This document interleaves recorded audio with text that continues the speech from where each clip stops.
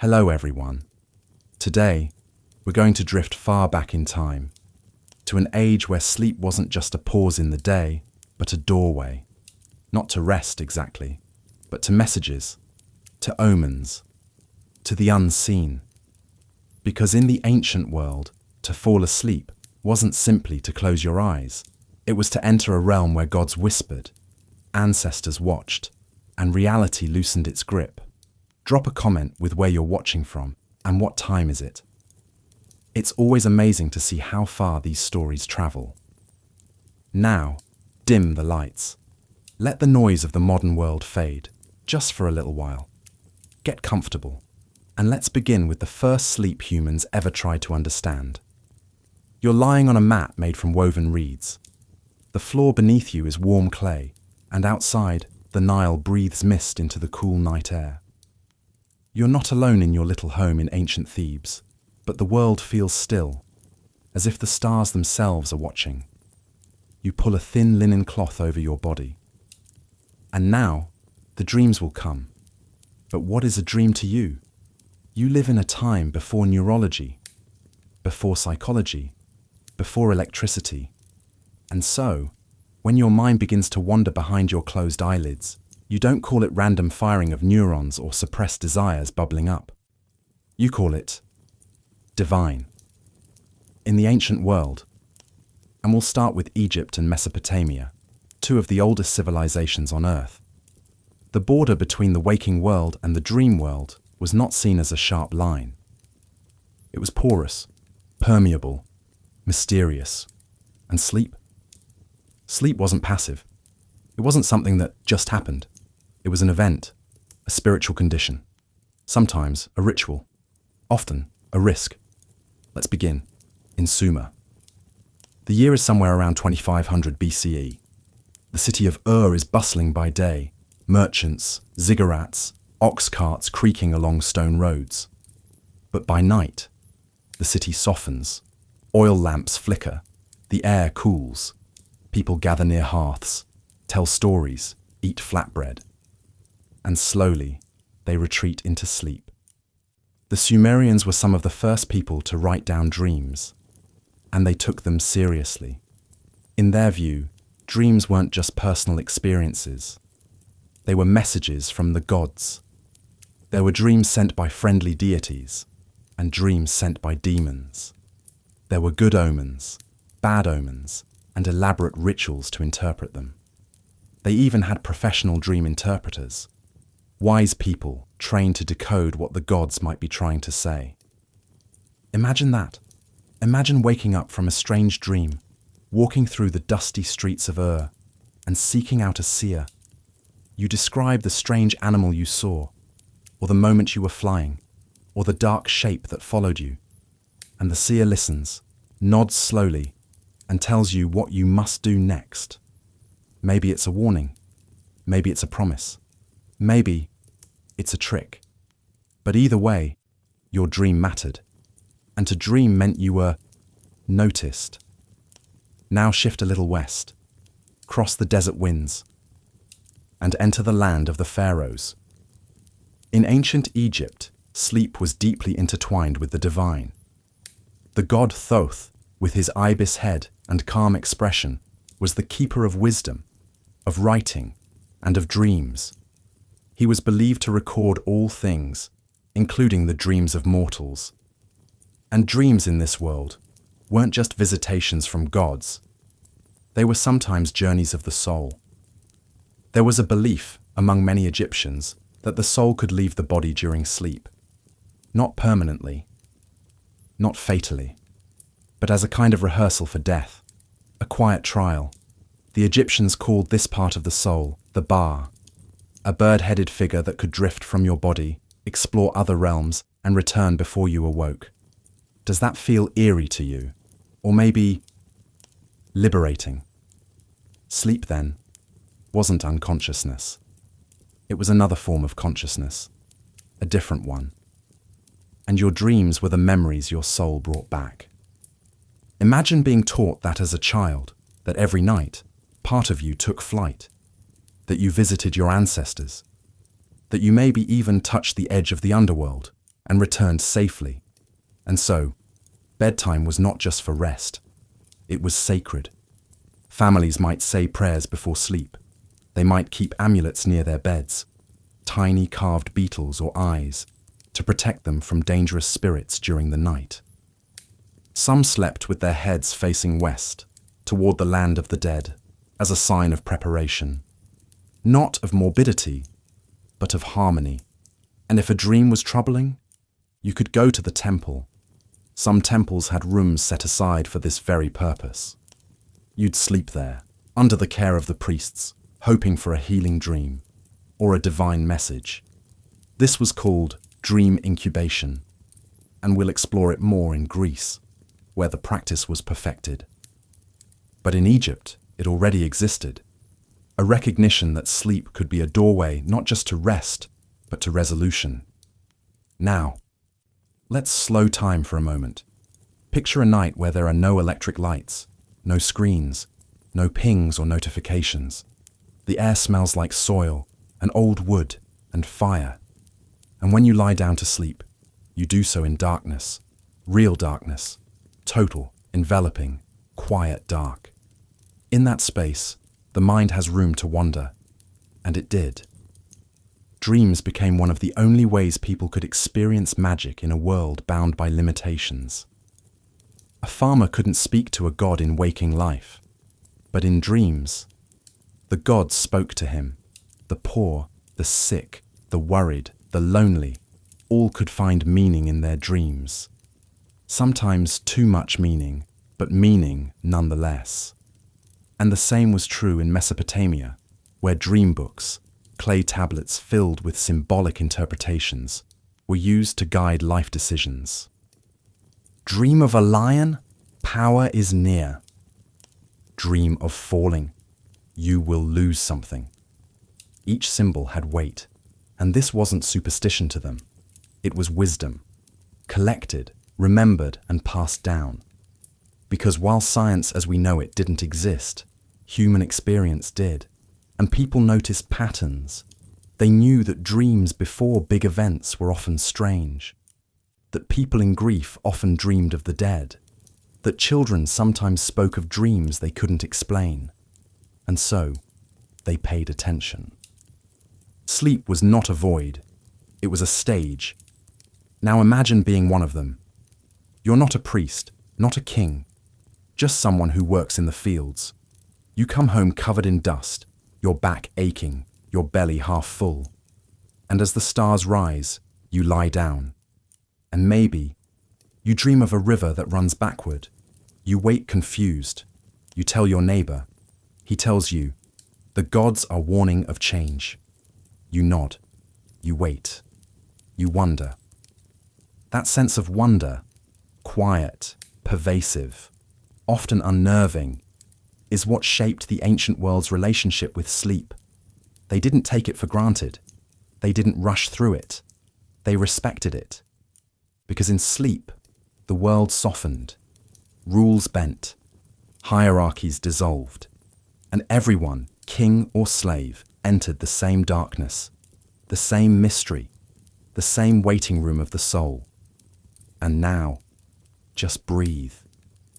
As the ancient night stretches around you, and the first humans to wonder about sleep gently fade into shadow, we step quietly toward the next place on our journey, a temple carved into stone, where pilgrims lie in rows beneath painted ceilings, where sleep is sought, not just accepted, and where the gods wait for you, in dreams.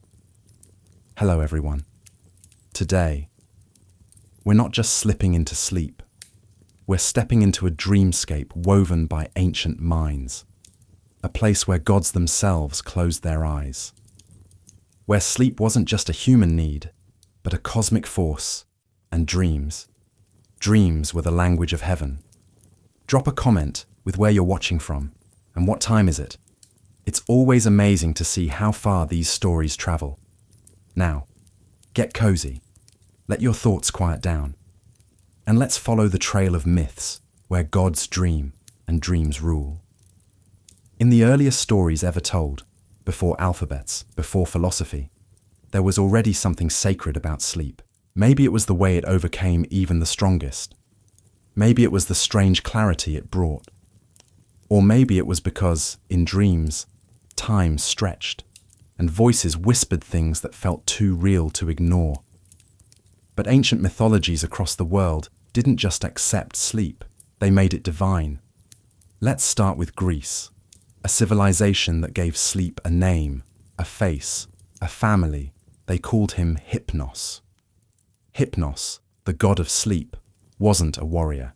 He didn't ride chariots or hurl thunderbolts. He drifted. He whispered. He was gentle, but powerful. He lived in a cave where the sun never reached, near the river Lethe, the river of forgetfulness. At the entrance of his cave, poppies grew thick, their petals dropping sleep like a fog over the world. And inside, silence reigned. No rooster crowed, no dog barked, no leaves rustled. Even the gods had to tread lightly there. Hypnos wasn't alone. He had a twin, Thanatos, the god of death. They looked almost alike. And perhaps that's telling. To the ancient Greeks, sleep and death were close, not the same, but siblings, one temporary, one final, and yet both were escapes. Can you feel the weight of that idea? That every night, when your eyes flutter shut, you're stepping just slightly toward the realm of death and returning safely, a small death, a daily rebirth. But Hypnos didn't work alone. He had children, many of them. The most famous were the Oniroi, the personifications of dreams. Among them was Morpheus. Yes, that name might sound familiar. In myth, Morpheus was the shaper, the one who formed human figures in dreams, who crafted the scenes. He didn't control the dream, but he designed it. You didn't just fall into dreams. They were brought to you, hand-delivered, painted like living murals by Morpheus and his brothers. One brought true dreams, another brought lies, a third brought nightmares. So when you dreamed in ancient Greece, it wasn't random, it was theatre. Divine theatre. Now imagine that.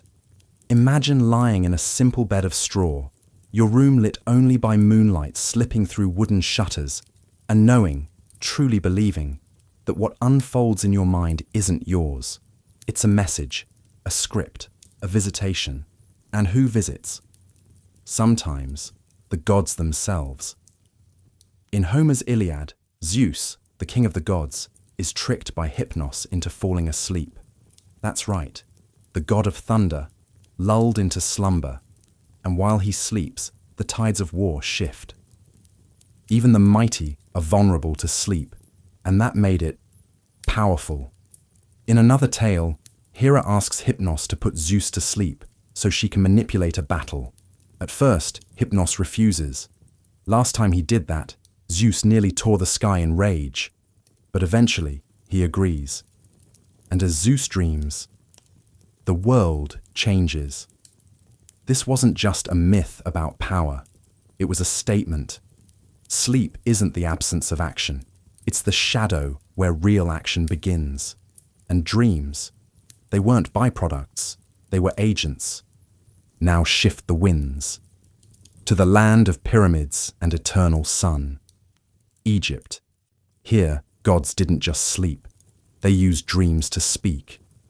Thoth, the god of wisdom, kept the records of dreams. Serapis, a later deity blending Greek and Egyptian traits, was believed to send healing visions through dreams. Temples devoted to healing often included dream chambers. You didn't just pray, you slept. And while you slept, the gods worked. There's something beautiful in that, isn't there? The idea that while your body rests, something sacred might still be happening. Not idleness, but invisible labor. You being restored.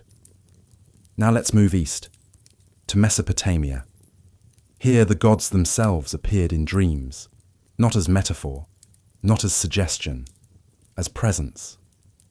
Kings wrote down their dreams, or had scribes do it. They sought interpretations from priests and diviners. A famous Assyrian king, Ashurbanipal, recorded a dream where the goddess Ishtar gave him a vision of victory. This wasn't a hallucination.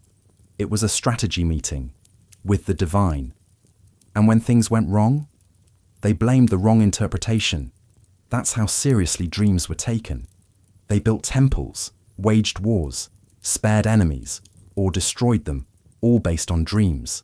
Imagine that kind of faith, or fear. Now cross the desert, enter the land of the Hebrews. The Bible is filled with dreams. Joseph, son of Jacob, dreams of stars bowing to him. Later, he interprets Pharaoh's dreams, 7 fat cows, 7 lean ones. He warns of famine, and Egypt prepares. He rises to power because of a dream. Daniel does something similar. He decodes King Nebuchadnezzar's troubling vision of a giant statue. Stone, clay, gold, each part symbolic. The dream was political prophecy. And these weren't seen as guesses.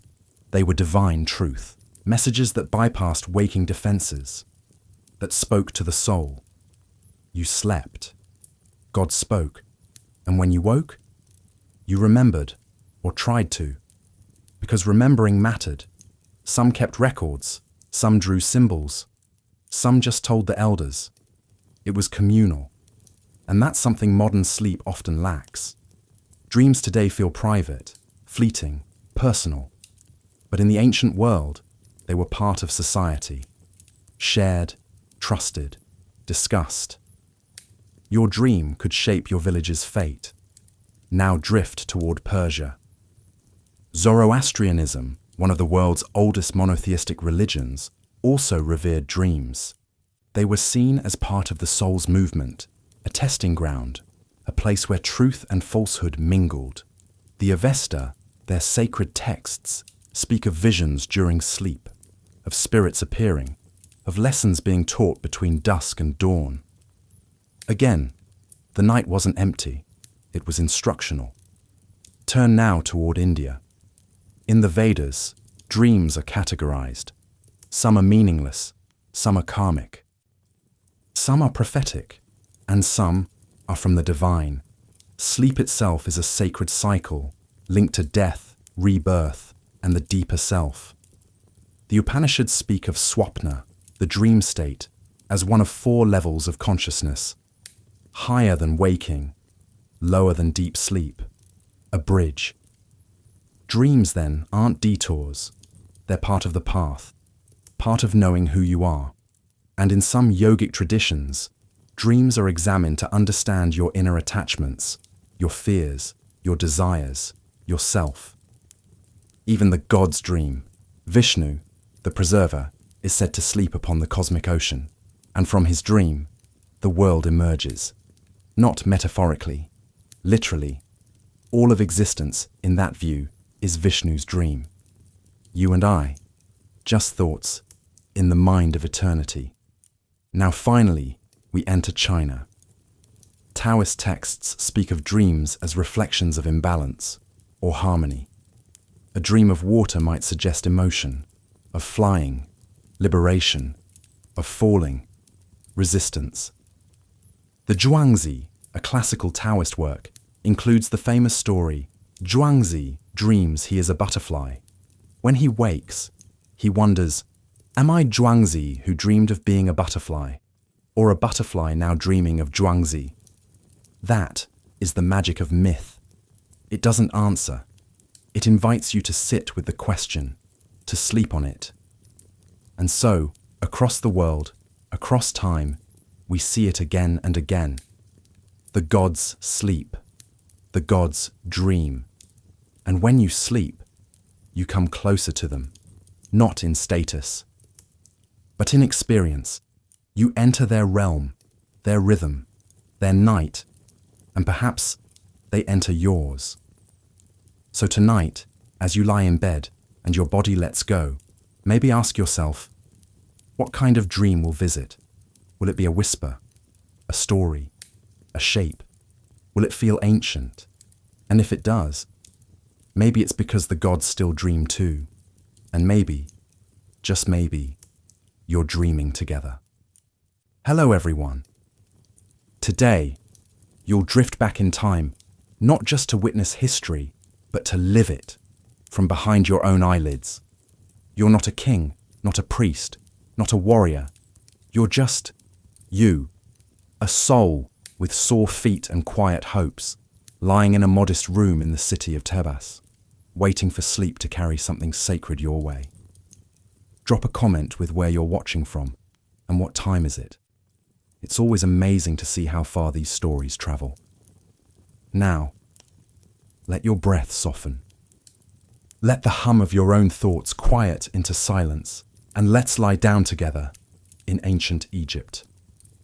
The day ends not with clocks, but with light. As the last rays of Ra stretch their golden fingers across the mud brick walls of your home, the shadows begin to pool. You've already eaten.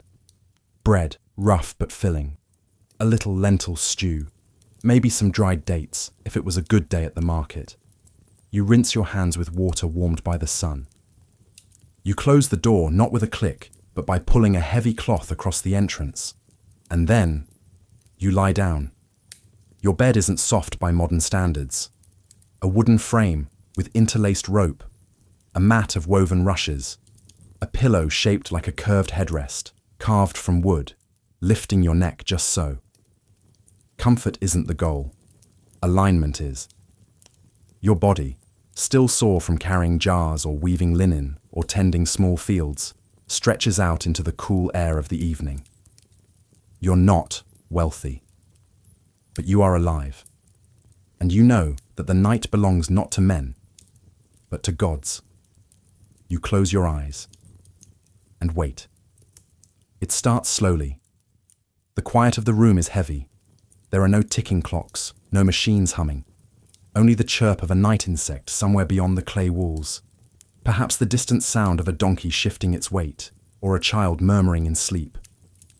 You begin to drift. And in that liminal place, not quite awake, not quite gone, you remember what the priest said at the temple. Thoth sends dreams not only to prophets but to the patient. You'd gone to him last week, paid him in grain, asking for guidance. There's something heavy on your heart, a decision, a loss, a question that has no voice yet.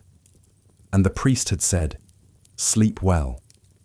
Because in Egypt, sleep is not idleness. It is conversation. Thoth, the ibis-headed god, watches scribes and dreamers. He writes down all things, even the things we don't understand, even the things we dream. And so, as your breathing slows and the world begins to slip away, you hope, perhaps tonight is the night a message will come. In the darkness behind your eyes, something forms. You see sand, but it's flowing upward, not downward. You see a boat, moving across sky instead of river. You are both on it and watching it. A cat walks along the edge of the deck and its eyes flash gold. Then, suddenly, everything is upside down. You fall, but you don't hit the ground. You land in a garden you've never seen. Papyrus trees rustle, though there is no wind. A voice, deep, not male, not female, whispers something. A name? Then silence. You wake with a jolt. The moon has shifted in the sky. You've slept only a few hours, but the dream lingers like incense. You sit up, and you remember. In your world, in 1200 BCE, dreams matter, not in an abstract poetic way, in a very real, very daily way. They're not just nighttime meanderings, they are communication. Warnings, paths, punishments, gifts. You've heard stories. Your neighbor once dreamed of fire pouring from a jackal's mouth. The next week, his storehouse burned down. A midwife you know dreamt of a baby wrapped in gold. The next month, a merchant's wife gave birth to twins, both healthy and one with a faint gold mark on his arm. Coincidence? Not to you, not here. So when you dream, especially when you feel the dream, you listen, but you don't interpret alone. Tomorrow, if the dream still feels urgent, you might return to the temple. The priests of Thoth specialize in dreams. Some of them sleep inside the sacred chambers themselves, fasting and meditating, hoping to receive dreams on behalf of others. You know the rituals. You must recount the dream in full, in order, without altering it, no matter how strange or embarrassing. The priest will listen. He may consult a scroll. He may ask you questions, or he may simply close his eyes and nod. And then, and only then, he'll tell you what it means. But tonight you are alone with it, and in a way, that feels right, because dreams are personal. And the dream you had, the falling, the garden, the voice, it felt personal. It felt like something only you would understand. Maybe it's about your brother. He left for Memphis weeks ago, and you haven't heard from him. Maybe the garden means reunion. Maybe the cat is a sign from Bastet, the goddess of protection. Or maybe you're just tired. It's hard to know, but knowing isn't always the point. Feeling is. You lie back down. You pull the thin linen over your shoulders. The air is cooler now. Your body remembers the dream, even as your mind starts to forget details. And in that strange, sleepy confusion, you smile, because something touched you. And even if you don't understand it yet, you were seen. In ancient Egypt, dreams were also recorded. Not by people like you necessarily, you don't read or write, but by scribes. Dream interpretation manuals existed, lists of common symbols and what they meant. If a man dreams of a crocodile, it means danger in the water. If he dreams of a lotus, it means peace is near. Some of the oldest of these guides date back to the New Kingdom, carved on papyrus or etched into temple walls. And yet, most people didn't need manuals. They needed trust. They trusted the symbols that repeated. They trusted the gods to make themselves known. And they trusted their own gut, or heart, or ka, the life force that flowed through all things. You dreamt of water. You stayed close to home. You dreamt of fire. You warned your neighbor. You dreamt of silence. You lit incense and waited. Patience was part of the ritual. Not everything revealed itself quickly, and maybe that's still true today. Outside, the wind picks up slightly. Dust swirls near the entrance to your home. You pull the cloth tighter against the opening, then lie down once more.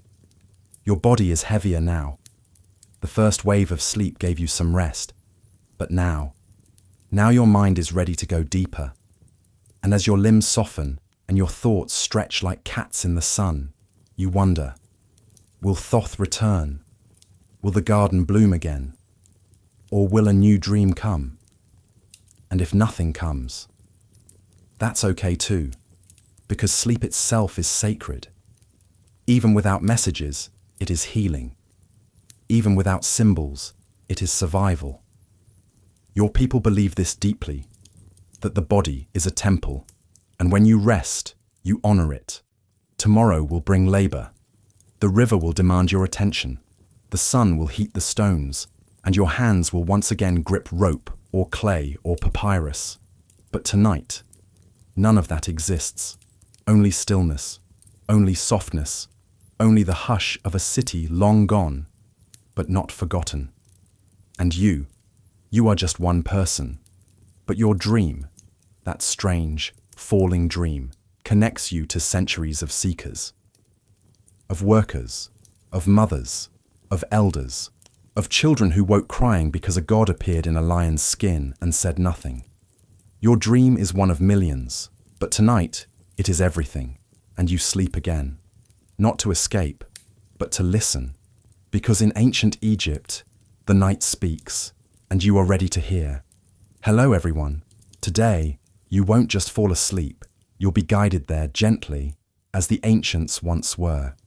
Not in bedrooms, but in temples. Not on soft mattresses, but on stone slabs beneath the painted ceilings of sacred halls. Tonight we lie down not to dream randomly, but to receive something holy, something healing, something whispered by the divine. Drop a comment with where you're watching from, and what time is it? It's always amazing to see how far these stories travel. Now, close your eyes softly. The night is cool. The torches flicker low. And you're walking barefoot across a marble floor into a temple that smells of laurel and quiet hope. It begins with illness, not just of the body, although that too. Maybe your stomach burns. Maybe your joints ache.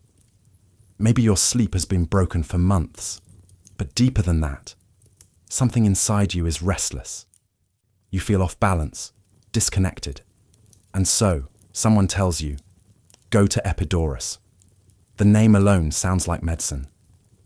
Epidaurus, the sanctuary of Asclepius, the god of healing. This is not a hospital. This is something else. Something older and quieter. Something that believes sleep is sacred. You pack a small satchel, a tunic, a jar of oil. You walk for days, or ride a donkey. The roads are dusty, lined with olive trees and low stone walls. You pass others, some limping, some silent, some singing softly to themselves, as if already halfway into dreams. When you reach the sanctuary, it feels like entering another world. Columns rise like trees of stone. Cypress trees whisper in the breeze. The air is clean in a way that feels deliberate. And you're not alone. Pilgrims arrive here every day, not to pray for vague blessings, but to ask for something precise. A dream. Not just any dream, a healing dream. The process is called enkoimesis, incubation. The art of sleeping on holy ground, in the hope that a god will visit you in your sleep and offer a cure. But before you lie down, there is preparation. Days of it sometimes. You fast. You cleanse yourself with water from the temple's sacred spring. You avoid certain foods, garlic, onions, strong meat. Nothing that would cloud the senses. You pray. You offer coins, sometimes honey cakes or small carved figurines. You tell the priests what ails you, not just your symptoms, but your story. When it started, what makes it worse? What makes you afraid? They listen, they guide you, and then, when the sun is low, they lead you through the colonnades, into the abaton, the place of sleep, the sacred dormitory. It is quiet here. Thick walls block the wind. The ceiling is high. The room smells of incense and clean earth and time. Others lie beside you on separate mats. No one speaks. You are not sedated. You are not examined. You are waiting, waiting for the god, Asclepius. Son of Apollo, god of medicine, bringer of remedies. He is not feared like Ares. He is not majestic like Zeus. He is kind, and kind gods don't shout. They whisper, in dreams. You lie down. The stone beneath you is firm but clean. A cloth supports your back. Your heartbeat slows. The world recedes. And then, it happens. Sometimes the dream is vivid. A snake, the sacred symbol of Asclepius, slithers across your leg, pauses, and then vanishes. You wake, and the pain is gone. Sometimes the god appears. He doesn't speak. He touches your shoulder. He smiles. Sometimes he gives you a task. Boil these leaves. Climb that hill. Forgive your brother. And sometimes there is no image at all. Just a warmth, a release, a sleep so deep you wake in tears. Because you didn't even realize what you needed until it was taken away. The priests ask what you saw. They record it. They interpret. They don't rush. Because healing, they know, is slow. And dreams are just the first step. This practice wasn't unique to Epidaurus. There were other temples, in Pergamon, in Kos, in Tricca, all devoted to Asclepius, all built on the same idea, that the body cannot be healed without the soul, that sometimes medicine is a dream, and that dreams, when given space, know exactly where to go. And so many came. People from all corners of the Greek world, not just the sick, but the grieving, the uncertain, the tired. They came for clarity, And often, they left not with pills, but with peace. Imagine that. A treatment that begins with sleep and ends with self-understanding. Not always, not perfectly, but meaningfully. Because even if the dream didn't cure the body, it soothes something deeper, and that too is healing. In the Abbaton, they also left votive offerings. If a dream healed them, or even comforted them, they carved it into stone, thousands of tablets. One reads, "I dreamed the god cut open my chest and removed the pain with his hand. I awoke healed." Another, "I was blind in one eye. In the dream, the god poured water over me. I could see. In the morning, I wept." Some are more symbolic. "I dreamed of climbing a tree and seeing the sea. Now I sleep without fear." Each one is a thank you, not just for health, but for being seen. These practices existed for centuries. They influenced later healing traditions, including Roman medicine and early Christian healing rituals. But most of all, they remind us of something simple and often forgotten: that rest is sacred, that sleep is not escape, it is listening, that dreams, even strange ones, even scary ones, might be trying to help us, not confuse us, and that there's wisdom in slowing down, closing the eyes, letting the body speak. Tonight, as you lie in your own bed, perhaps far from temples, from marble, from laurel, you can still practice your own form of incubation. You can ask yourself what needs healing. You can let go of needing to solve it all. You can let the mind soften and the dream arrive. Because sometimes, in the silence of sleep, the answers appear. And if they don't, the question becomes a little lighter. And that too is a kind of medicine. So rest now, not to forget, but to receive. You are safe. The temple is around you, the God is near, and sleep is waiting. Hello everyone. Today, we're not just closing our eyes to the world. We're following a whisper, soft, ancient, and persistent.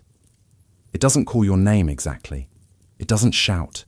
It hums like wind through olive trees, like breath in a temple. This is the whisper of Hypnos, the god of sleep. And tonight, he has something to show you. Drop a comment with where you're watching from, and what time is it? It's always amazing to see how far these stories travel. Now, pull the blanket a little higher, let your jaw unclench, and let's slip gently into the place between worlds where the Greeks once stood, between sleep and something more. You are not yet asleep, but you're not fully awake either. It's that soft, in-between place. Your limbs feel heavy, the air around you, softer somehow. And there, just out of sight, stands a figure cloaked in shadow. His wings stretch behind him, not in power, but in silence. This is Hypnos, and he's been here before. In the mythology of ancient Greece, Hypnos wasn't just the embodiment of sleep. He was sleep. Not a metaphor, not a symbol, a deity, a force, a presence. They gave him a face, wings on his temples, sometimes on his back, eyes half-lidded, a gentle hand that touched even the gods. He lived in a cave beyond the ocean, where the sun never shone, near the river Lethe, the river of forgetting. There, time did not pass. And yet, every night, Hypnos left his cave. He floated across the world. He touched brows, closed eyes, soothed frantic minds. He didn't use thunder. He didn't need fire.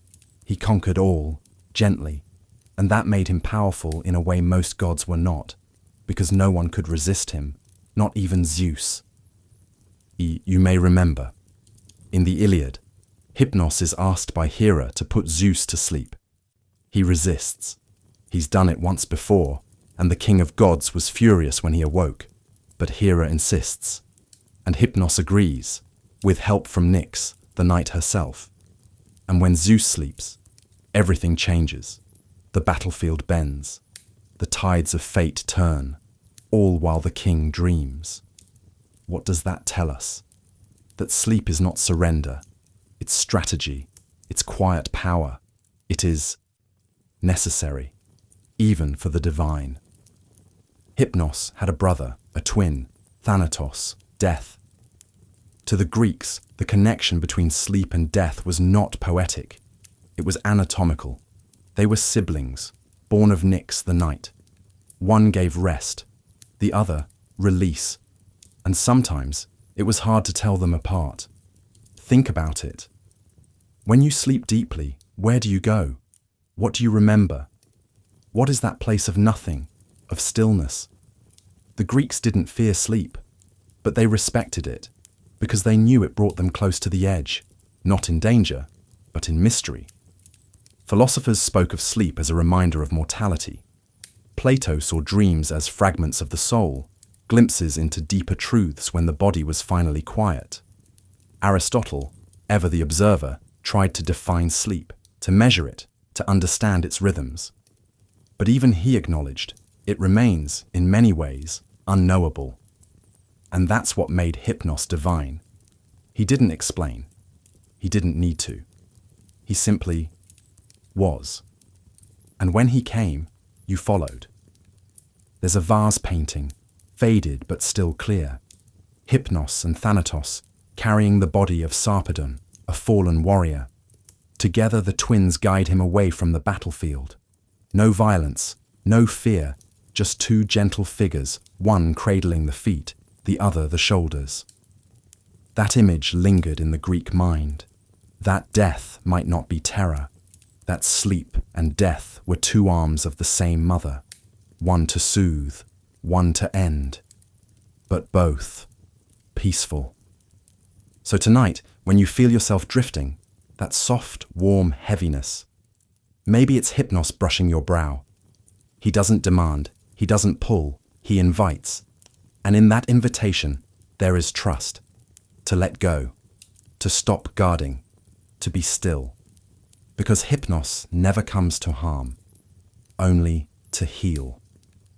The Greeks didn't just worship Hypnos in temples. They honored him in poems, in dreams, in the way they arranged their lives. They believed that sleep could be cultivated, not controlled, but welcomed.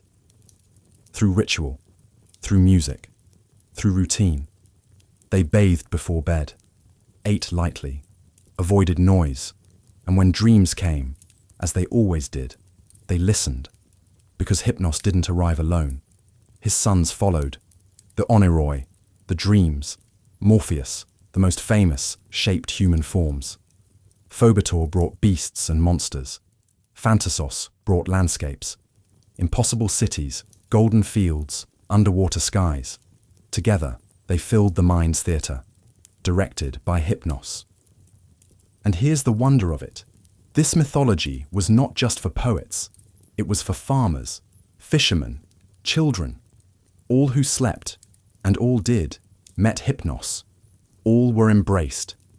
That universality was sacred.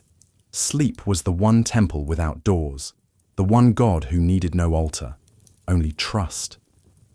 You felt it, that moment when you stop thinking, when the world fades to grey, when your body feels like mist. That's when he's near, when Hypnos whispers, not words, not meaning, just peace. And you follow. Tonight, let that be enough. Let your worries remain unanswered.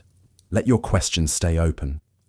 Let your body soften into the presence of something older than time, older than war, older than fear. Because Hypnos knows the way, and you've walked it every night of your life. So close your eyes, if you haven't already. Let the silence grow. Feel the weight of your limbs, the warmth of your breath. You are not alone. You are not failing. You are simply returning to the place you go every night, where Hypnos waits, and the world. Let's go. Hello, everyone.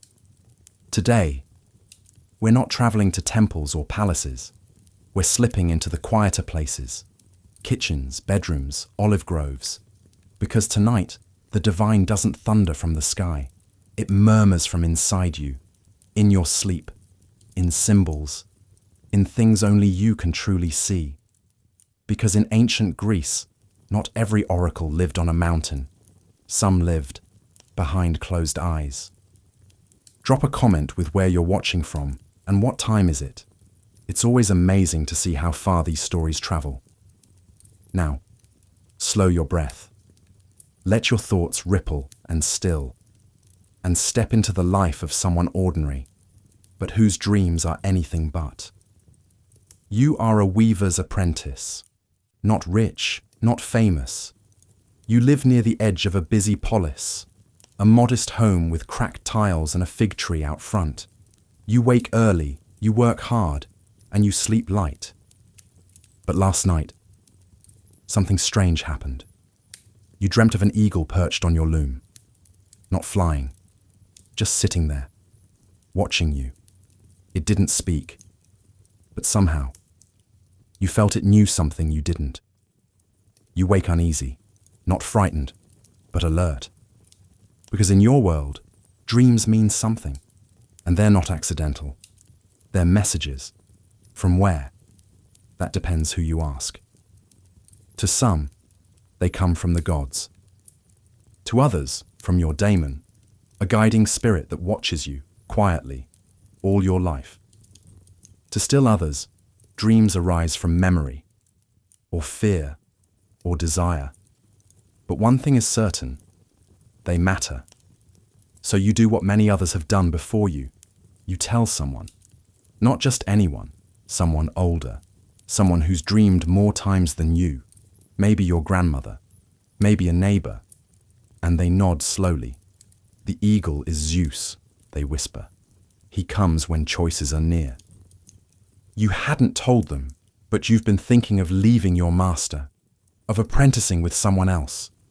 Risky, costly, but tempting. Now you wonder, was the eagle a sign? In ancient Greece, interpreting dreams was not reserved for priests. It was communal. Families shared dreams. Friends dissected them over wine. Public decisions, even state policies, were sometimes shaped by what leaders had seen in sleep. But there were specialists too. People known as onirocritai, interpreters of dreams. Some were philosophers, some were mystics, some were simply observant. They had scrolls filled with symbols and meanings. A snake depends where it appeared. A road depends which way it turned. A ship, was it full, empty, on calm waters, crashing? Context was everything, and dreams weren't just interpreted once. They were remembered, retold, reflected on, over time, because the Greeks believed that the gods and fate spoke obliquely. Rarely did they send clear messages. More often, riddles, pictures, symbols. And it was your job to listen, to think, to feel, to decode. Some dreams warned, some guided, some praised, and some punished. There's a story, quiet, not famous, about a farmer in Thessaly who dreamt of a bird stealing his grain. He ignored it. The next day, his stores were raided by thieves. Another man dreamed of a cracked amphora, and the next week, his marriage collapsed. Coincidence? Perhaps. But in a world where divine patterns stitched everything together, nothing was without meaning, even sleep, especially sleep. Not all dreams were private. Some were political. Leaders consulted seers before battles, yes, but they also paid attention to their own dreams. Alexander the Great dreamed of a satyr before discovering the site of Alexandria. He consulted Aristander, his trusted interpreter. Satyr, Aristander said, means Satyros. Yours is the land of Tyros. A message, a promise, a push. And Alexander built a city because of a dream. But what about those who had no cities to build? Most people lived small lives, and yet their dreams mattered just as much. A woman might dream of her mother's voice calling her to the river. She goes. She meets someone. Her life changes. A boy dreams of falling. He tells his father, They pray together the next morning, offer bread to Hermes, protector of travelers and dreamers. They sleep better that night. There was tenderness in how dreams were treated, not with urgency, but with care. You didn't rush to interpret. You let them settle. You carried them like fruit, heavy at first, then sweet when ripened. Some people recorded their dreams on wax tablets. Some told them aloud during morning rituals. Some, in silence, let them echo, like waves, like omens, like mirrors. There's a term in Greek, pharmakon. It means both poison and cure. Dreams were like that, sometimes frightening, but ultimately healing, because even bad dreams told truths. A dream of drowning. Perhaps you were overwhelmed. A dream of being chased. Perhaps your fear had grown teeth. The gods didn't punish you in sleep. They revealed you to yourself, gently. And when you listened, you changed. Not dramatically, not overnight, but you shifted, a little more awake, a little more aligned. Even skeptics, and there were many, couldn't deny the power of dreams. The philosopher Heraclitus once said, "Men awake have one world, but in sleep, each turns to his own." He wasn't dismissing dreams. He was honoring their intimacy. No one else sees what you see. No one else feels it as you do. Your dream is yours alone. And yet, by sharing it, you make it real. You make it human. You make it divine. And so the Greeks didn't just interpret dreams. They honored them. They saw sleep as a bridge, not just to rest, but to clarity, to wisdom, to self. And in that way, every dream was an oracle, not a thunderous prophecy, but a quiet invitation to listen, to reflect, to grow. So tonight, as you lie in bed and your mind begins to soften, consider this. What if the dream that comes is more than memory? What if it's a question, a message, a map? Don't try to answer it right away. Just receive it. And trust that your own inner oracle, the one the Greeks believed lived in all of us, will know what to do with it. In time. Because dreams speak a language older than words. And you already know how to listen. Hello everyone. Today, we step into stone, into marble corridors, tiled floors, and the quiet chambers of ancient Rome, but not the bustling forums or grand arenas. Tonight, we enter their bedrooms, their thoughts at dusk, their uneasy silences before sleep. Because for the Romans, sleep was natural, yes, but also unnerving. A crack in the armor, a surrender they didn't quite trust. Drop a comment with where you're watching from and what time is it. It's always amazing to see how far these stories travel. Now, slow down.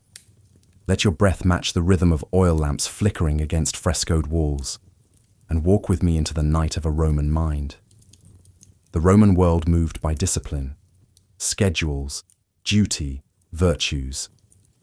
A Roman citizen, especially a man of status, was expected to rise early, conduct affairs, maintain household order, and hold posture even under pressure. The body was to be tamed, controlled. So, what does it mean when that same body betrays you every night? When your eyelids droop without permission? When your limbs give in? When your mind wanders beyond logic? Sleep, to the Roman psyche, was a reminder. You are not in control. And that truth made them wary. They did not deify sleep the way the Greeks did. They acknowledged it, respected it, but often they feared it. In Latin, the word for sleep is somnus. It appears in poetry, law, medicine, but always tinged with duality. Sleep is necessary, yes, but also a little shameful, a little weak, and very vulnerable, because in sleep, even an emperor can be killed. Think of a Roman soldier, trained for battle, hardened by discipline. But when night falls and the watch rotates, he lies down in the cold, not armor-clad, but exposed. He must trust his comrades, He must trust the silence.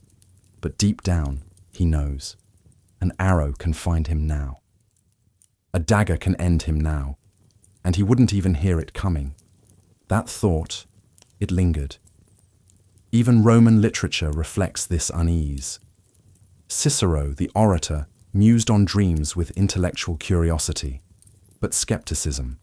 Seneca, the Stoic philosopher, warned against being ruled by the illusions of sleep. To be shaken by dreams is to be a slave to the self, he wrote. Even in slumber, one must remain present. Stoicism taught that peace comes from clarity, from reason, from emotional mastery. But dreams had no logic. They mocked control. They showed you fears you denied, desires you buried, and that made them dangerous. Useful, perhaps, but not to be trusted. Still, people slept. Of course they did. The Romans followed the natural cycle of light. They dined late. Their homes were often noisy. Shared walls, crowded quarters, bustling insulae in the cities. And yet, the moment sleep arrived was still treated with care. Oil lamps were dimmed. Charcoal braziers left a faint warmth. Children were hushed. Doors barred, more than once. Because the night held more than dreams. It held thieves, ghosts, spirits of the restless dead. The Roman dead were not buried far away. Tombs lined the roads outside the city walls, and it was said that those not properly honored could visit in dreams. Lemures, malicious shades. They haunted the unwary. So families observed rites, parentalia, lemuria, to appease them. To ensure the dreams that came were kind, or at least not cruel. But sleep wasn't just about ghosts.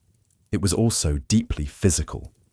Roman medical texts, especially those influenced by Hippocrates and Galen, treated sleep as part of the body's humoral balance. Too much sleep, laziness, stagnation, too little, nervous imbalance, risk of madness. Doctors prescribed sleep carefully, warm baths, light meals, herbs like poppy or lettuce, and for those plagued by nightmares, prayer, music. Or abstinence from food, sex, wine, anything that might inflame the imagination. The goal was quietus, stillness, both of the body and of the mind. But even then, Romans couldn't always escape what came in dreams. Because though they tried to distance themselves from mysticism, they were still human, still afraid, still moved. There are letters, faded, fragmentary, from soldiers at Hadrian's Wall. Some speak of dreams, a mother's face, a storm at sea, a lion loose in the barracks. They wrote them down not as prophecy, but as disturbance, something to be shaken off, but not forgotten. And sometimes dreams changed lives. There is a story, half myth, half record, of a Roman woman named Aelia. She dreamt of a broken bridge and a flame. She told her husband. He laughed. 2 days later, the wooden bridge near the Tiber collapsed in a fire. Coincidence? Maybe. But her dream became legend, passed from matron to matron, as warning, as wonder. As proof, even in a world of marble, the soul still whispers. Not all Romans dismissed dreams. Augustus, the first emperor, reportedly took his dreams seriously. Suetonius tells us that Augustus dreamt of rising to the heavens on a ladder of light. He awoke and felt affirmed in his destiny. Later, he kept a dream interpreter close, privately, quietly, because in public, an emperor ruled by reason. But in sleep, he too sought signs, and how very human that is. The poet Virgil, always the philosopher in disguise, gave us a haunting image in the Aeneid. 2 gates of sleep, he wrote, one of horn, through which true dreams pass, and one of ivory, from which false dreams flow. And when Aeneas leaves the underworld, he exits through the gate of false dreams. Why? Scholars debate it still. But maybe the message is this: even the noblest journeys are clouded. Even the clearest minds dream in metaphor. Even heroes can be misled by sleep. And so Romans lived with this contradiction. Sleep is weakness, but also wisdom. It humbles the powerful, reveals the hidden, and restores the weary. They may not have worshipped Hypnos, but they built their lives around his shadow. They rose early to prove strength. They guarded their homes to repel what came in sleep. They debated dreams and secretly trusted them. Tonight, as you lie in a softer world, centuries later, maybe you feel a flicker of that Roman unease. Maybe your thoughts still race. Maybe your body won't listen. Maybe sleep feels like surrender, and in a way it is. But it is also freedom. A freedom the Romans tried to understand, to master, to make peace with, just as we do now. So take a deep breath. You are not a soldier. You are not an emperor. But you too walk the line between order and mystery, between control and surrender.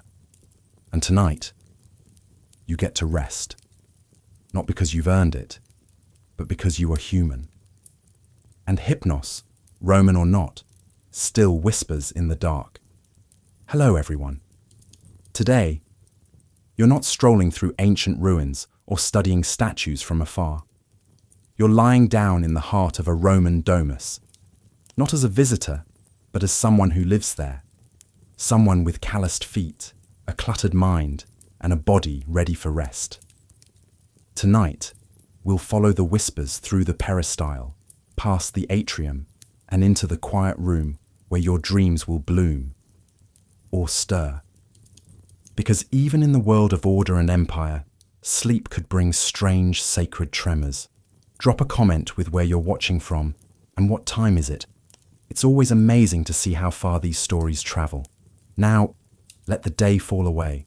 The marble is cool, the oil lamps are low, and the gods, visible and invisible, are watching gently. Let's go. The day ends with the closing of the shutters.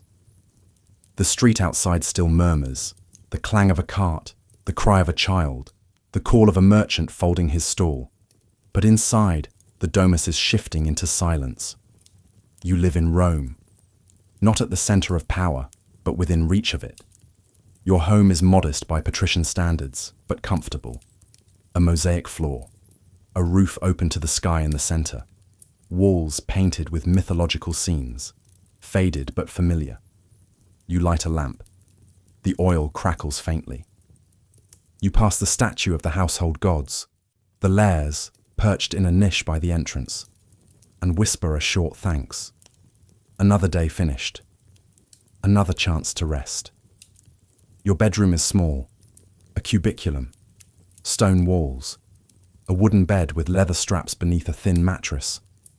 Above your head, a fresco, not grand, but careful, of Mercury, god of dreams and messages. He looks down with a half smile, as if he knows you're not done with your thoughts yet. You sit on the bed's edge. You remove your sandals. Your feet ache, not in pain, but in the memory of standing. You hear water dripping in the impluvium outside. A dog barks somewhere in the next courtyard, and slowly, your shoulders release. You're not asleep yet, but the city is beginning to let you go. Before you lie down, you complete your ritual. Nothing elaborate. You take a small bite of bread, dry, dense, grounding. You whisper a brief invocation to Somnus, not loud, not formal, just enough. You touch the amulet around your neck, an eye-shaped charm meant to keep away bad dreams. It was your grandmother's. And even now, when the shadows stretch longer than you like, you still feel its weight as comfort. You lie down. The mattress sighs beneath you. Your hands rest on your belly, warm from the wine. Your eyes fix on the ceiling, where shadows dance from the flickering lamp. And then, your mind begins to wander. You remember something a friend told you, a dream he'd had the night before. He saw a crow fly into his house and perch on the lararium. The next day, His brother fell ill. Coincidence? Maybe. But you still move your pillow a little closer to the figurine of Minerva on your shelf. Protection, just in case. Romans believed dreams could come from multiple sources, some divine, some deceptive, some sent by gods like Jupiter, Mercury, or Apollo, others by the dead, some just by indigestion. Which is why evening meals were light. Too much wine, too much oil, too much garlic, and the night could turn chaotic. Your dreams would become jumbled, disturbing. And so, sleep hygiene wasn't a new idea. It was ancient, practical, spiritual, all at once. Your household has a rhythm. One slave tends the lamps, another folds the cloth at the doorway. Your wife, or your husband, adjusts the curtain separating the sleeping quarters from the atrium. You exchange no more words, just nods. Because everyone knows, sleep is serious, and not always kind. In the next room, your child turns over in bed. You hope they dream of Elysium, green fields, gentle winds, friendly faces. But sometimes they wake crying, dreams of giants, or of fire, or of someone calling them who isn't there. When that happens, you know what to do. You sprinkle a bit of salt on the threshold. You burn a bay leaf. You whisper the names of the household gods, and the shadows shrink, just a little. I cry you've had dreams too, ones that made you sweat, ones that made you rise in the middle of the night and pace the mosaic tiles, counting your own footsteps to calm your heart. A woman in black, a dog speaking Latin, a boat with no sail drifting down the Tiber under a blood moon. You didn't tell anyone those dreams, not yet. They linger still, waiting to mean something, or nothing. And that's the Roman way. Wait, observe, interpret only when it's time. Some nights, you dream of the mundane, the market, the forum, an argument you didn't finish. But even those dreams feel weightier here, as if the gods are always watching, not cruelly, but curiously. Sleep, after all, is when the soul drifts, not leaves, not dies, just floats. The anima loosens. And in that loosened state, things surface. Things you didn't notice while counting coins or polishing sandals. Griefs, hopes, warnings, truths. A philosopher once said that sleep is a rehearsal for death. That in it, we learn how to let go, not forever, but long enough to remember we're not in control. And the Romans, with all their power and structure, still felt that truth, which is why even the strongest man might sleep with a charm around his wrist, or a prayer whispered into the dark, or a coin placed near the bed, a symbolic offering to Karen, just in case. Because you never really knew. Your eyes close now. The lamp is nearly out. And behind your eyelids, colours begin to swirl. A garden, a lion, a child laughing, then silence. Your body is here under the mosaic ceiling, but your mind, it's moving, travelling. You don't guide it, you follow. And that too is Roman, to trust the path, even when you do not understand it. Tomorrow, you may wake with something to share, a vision, a warning, a comfort, or perhaps nothing at all. And that too is holy, because sleep is not a transaction. It's a return to something deeper, something older than Rome, older than law, older than language. So rest now. The marble is cool. The wine has softened your breath. The gods are quiet tonight. And you? You're exactly where you should be, beneath the mosaic, inside the hush, held, watched, and gently fading. Hello, everyone. Today, we follow dreams not into silence, but into power, into the chambers of emperors, the tents of generals, the minds of men whose choices shaped cities, borders, and centuries. Because once upon a time, a dream didn't just change a life, it changed the fate of an entire world. Welcome to the nights where visions became law. Drop a comment with where you're watching from and what time is it. It's always amazing to see how far these stories travel. Now, breathe deeply. The torchlight flickers across a marble floor. Sandals echo down a corridor. And behind the heavy curtain, a man stirs in sleep, and the gods whisper something that will echo far beyond morning. You are not a farmer tonight. You are not a merchant, nor a child. Tonight, you wear a ring of office. Tonight, you are someone whose signature can raise armies, whose voice can pass decrees. But none of that matters here, not now. Because right now, you are asleep. And in your dream, the sky is red. A raven calls your name. You turn, and your father, long dead, hands you a sword. You wake gasping, and you know something must be done. In the ancient world, and especially in the Roman Empire, sleep was never fully private. Not for rulers, not for those in power. Because what you saw in dreams, or said you saw, could shape everything. From war strategies to public policies, dreams weren't dismissed as imagination. They were treated as data, divine data, something between a message and a mandate, something that, once known, couldn't be ignored. Take the case of Constantine, the emperor who would change the course of history. According to the historian Lactantius, and later Eusebius, Constantine had a dream the night before a crucial battle, the Battle of the Milvian Bridge. In this dream, he saw a symbol, a cross of light, and heard the words, "In hoc signo vinces." In this sign, you will conquer. He ordered his soldiers to paint the symbol on their shields. They won. And Christianity, once persecuted, began its rise toward imperial favor. Was it a real dream, a political story, a divine intervention? To many at the time, and to countless since, it didn't matter. The dream was law. The dream was history. But Constantine wasn't the only one.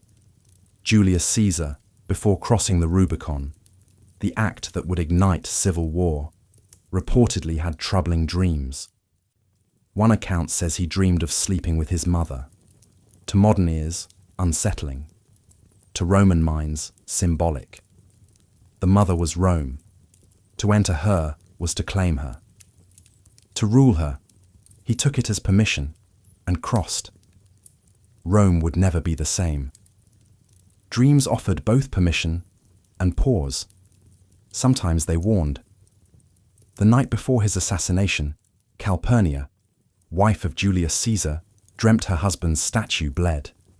She begged him not to go to the Senate. He went. He never returned.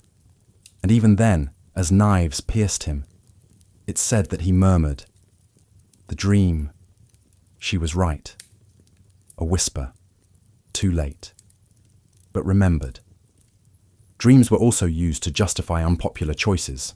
An emperor might make a risky decision, raise taxes, start a campaign, pardon an enemy, and then cite a dream as the reason. It wasn't a lie. It was a way to shift responsibility. To say, the gods chose, I obeyed. That carried weight. Even the Senate, cynical as it was, rarely dismissed a dream outright. They debated, they argued, but they listened. Because what if it was a message? Could they afford not to hear it? In the military, dreams had strategic influence. Before battles, commanders consulted seers, but they also recorded their own dreams and those of their soldiers. A dream of fire, a bad omen. A dream of victory, encouragement, or a morale boost. One Roman general delayed his attack on a fortress for 3 days, simply because he dreamt of falling from a ladder. Another claimed a vision of Mars, red-eyed, war-scarred, told him when to strike. He did. The enemy fell. Coincidence, courage, or compliance? With the dream. Outside Rome, in the Hellenistic world, dreams carried similar power. Alexander the Great dreamed constantly, or at least his historians said he did. Before founding Alexandria, he dreamt of a man with white hair telling him to build at that precise spot. Before battles, he dreamt of God's blessing him. After victories, he dreamt of serpents, symbols of transformation, kingship, divine favor. His men believed in those dreams. He believed in them. They followed him across deserts because of them. And when he died young, some said it was because he had stopped dreaming or stopped listening. In Egypt, pharaohs recorded their dreams in temples, not for beauty, for legitimacy. A ruler who claimed divine dreams was harder to challenge. His word wasn't just law, it was prophecy. A dream didn't just explain the past, it justified the present and shaped the future. But dreams were not always convenient. Sometimes they showed truths no one wanted. A Roman governor once dreamed of a black sun. His advisors told him, "It means death approaches." He dismissed them. A week later, rebellion began. He was removed. The dream became part of the story. Not proof of failure, but of foresight ignored. A lesson, etched into memory. Dreams could also inspire reform. The Emperor Hadrian, one of Rome's most philosophical rulers, once dreamed of a city in harmony. No walls, no armies, only gardens, libraries, temples to unknown gods. He commissioned new public projects after that. Clean water systems, civic buildings. He called them dream works. His advisors rolled their eyes, but the people smiled, because dreams didn't have to destroy, they could also build. And not only emperors dreamed. Common people, soldiers, merchants, even slaves, could receive dreams that changed policies. If a dream spread, if others reported similar visions, it was seen as a divine wave. Priests took note. Omens were consulted. Sometimes festivals were adjusted, or laws reviewed, because a single dream could be dismissed. But a shared one? That was a chorus, and the gods sang in many voices. So imagine it. A council room, marble walls, bronze statues, scrolls spread across a table. And in the middle, a man says, "Last night, I dreamt of a lion resting in a temple." The room falls silent. They listen, they interpret, they vote, not just on logic, but on feeling, on fear, on the possibility that the night knows more than the day.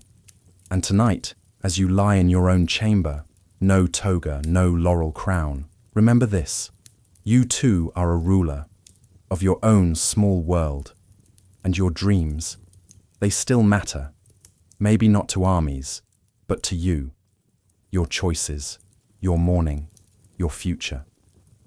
So when sleep comes and a vision stirs, don't rush to explain it. Don't push it aside. Sit with it, feel it, and know that somewhere, centuries ago, someone like you did the same. They dreamt, they woke, and the world changed. Hello, everyone. Today, we lie not only to rest, but to wonder. Not about gods, or visions, or prophecies, at least not yet, but about something closer, something under the skin. What happens to the body when it sleeps? What happens to the spirit? In the ancient world, where science and spirituality danced in the same breath, sleep wasn't a biological pause. It was a question. And tonight, we enter that question together. Drop a comment with where you're watching from, and what time is it? It's always amazing to see how far these stories travel. Now, let your muscles soften. Let the hum of your day settle into a gentle quiet. And imagine the slow flicker of oil lamps in a room filled with scrolls, herbs, and a single body resting, breathing, dreaming. It starts, always, with silence, a slowing of breath, a flutter in the eyes, a heaviness in the limbs that doesn't feel burdensome, but welcome. That part, the descent, is something humans have always known. Long before EEGs or REM cycles, people noticed the change. And they asked, what is sleep? Why do we fall into it?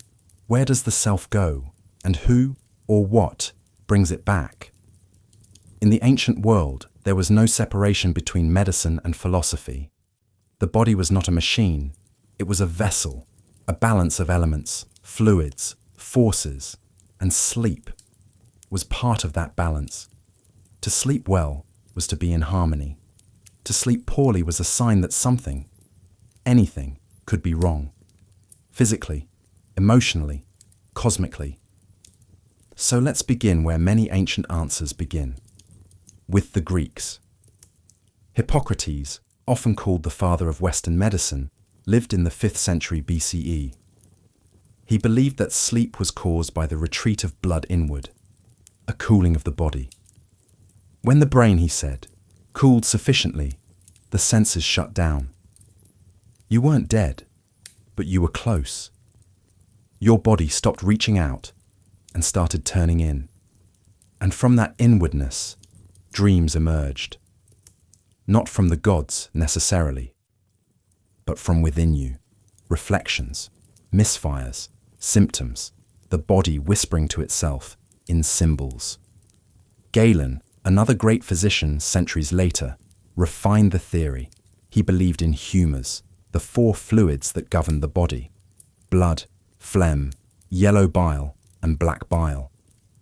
Each person had a unique balance. Sleep came when the body was cooled and the humours settled. Fever, bad dreams, liver disturbance, restlessness, too much phlegm, heavy, foggy sleep. And dreams? They weren't random. They were diagnostic. If you dreamt of fire, perhaps your bile was too hot. If you dreamt of drowning, perhaps your lungs were weakened. Dreams weren't just spiritual. They were physical, a kind of nightly examination. Your own body telling its secrets, if only you knew how to listen. The Egyptians had a similar approach, but layered it with mysticism. They too studied the body. They knew the pulse. They understood fever. They treated wounds. But they also believed in Ka, the life force, and Ba, the soul that travelled. Sleep was when the Ba left, not permanently, but enough to wander, to observe, to receive. The sleeping body was sacred, covered, protected, cooled, because it was temporarily incomplete, a shell waiting for return. In India, the Vedic texts describe sleep as one of the 3 great experiences of life, along with waking and deep meditation. The Upanishads spoke of levels of consciousness, wakefulness, dreaming, deep sleep, and turiya, the 4th state beyond even rest. To sleep was to retreat into the self, to enter a space where the ego dissolved, where the soul communed with its source. And dreams, they were echoes, hints, occasionally glimpses of karma or the divine, but more often, gentle instruction, no shouting, no doctrine, just soft truths wrapped in metaphor. In China, the medical classics linked sleep to the balance of yin and yang. Daylight, yang, was activity. Night, yin, was restoration. If you couldn't sleep, perhaps your fire was too strong. If you overslept, perhaps your earth was too heavy. Organs had their own schedules. The liver was most active around 1 a.m., the lungs around 3 a.m. Waking at these times meant something. Your body was telling you a story, and you were invited to listen. So across the ancient world, a pattern emerges. Sleep is not emptiness. It is process, integration, healing. Even when understood imperfectly, it was never dismissed. It was respected, because without it, things fell apart. A man who slept poorly could not govern. A mother without rest could not nurture. A soldier without dreams could not fight, or worse, would fight blindly. Sleep was not luxury. It was necessity, and its absence was seen as illness of the soul. But not all sleep was peaceful. Nightmares were known and feared. They were called epialoi in Greece, attackers in the night. Sometimes demons, sometimes memories, sometimes punishment. Physicians prescribed baths, incense, herbal drafts, priests recommended offerings, chants, or purification rituals. The cause could be physical, or spiritual, or both. A bad dream meant something was unwell, and you acted accordingly, not with panic, but with care, with inquiry, with patience.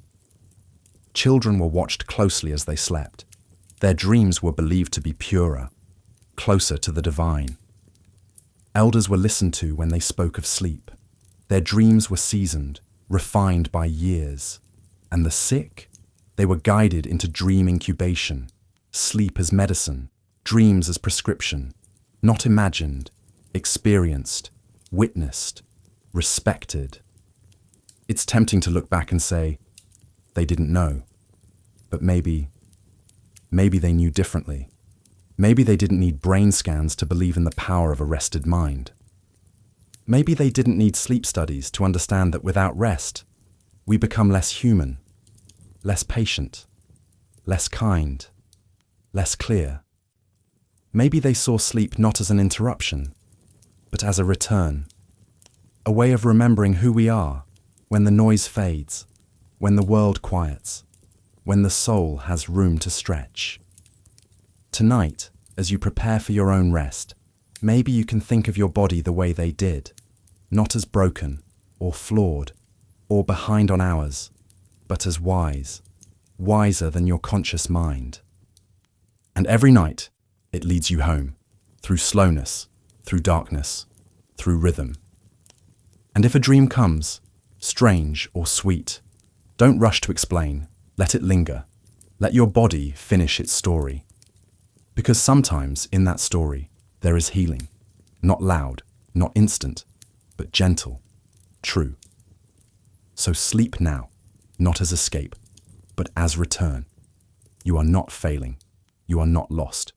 You are simply in process. The ancients would nod. They would offer warm cloths or herbs or prayers. And then they'd say, rest, child. Your body knows. Let it teach you. In sleep. We lie down not in a palace or a physician's chamber, but beneath a canopy of stars, wrapped in linen, surrounded by silence. But not silence of absence, silence of attention. Because in the ancient Hebrew tradition, the night was not a void. It was a meeting place between earth and heaven, between you and the divine.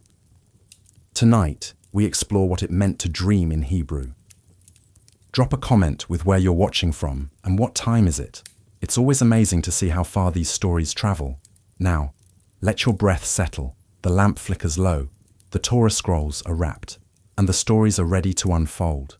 In the beginning, there was a dream, or something like it, because in the Hebrew Bible, sleep is not neutral. It is sacred ground, and dreams are the footprints of God. They do not come casually. They come with weight, with voice, with mission. Close your eyes and imagine yourself in Canaan. Your name is Jacob. You are alone, fleeing, exhausted. You lay your head upon a stone, and you dream.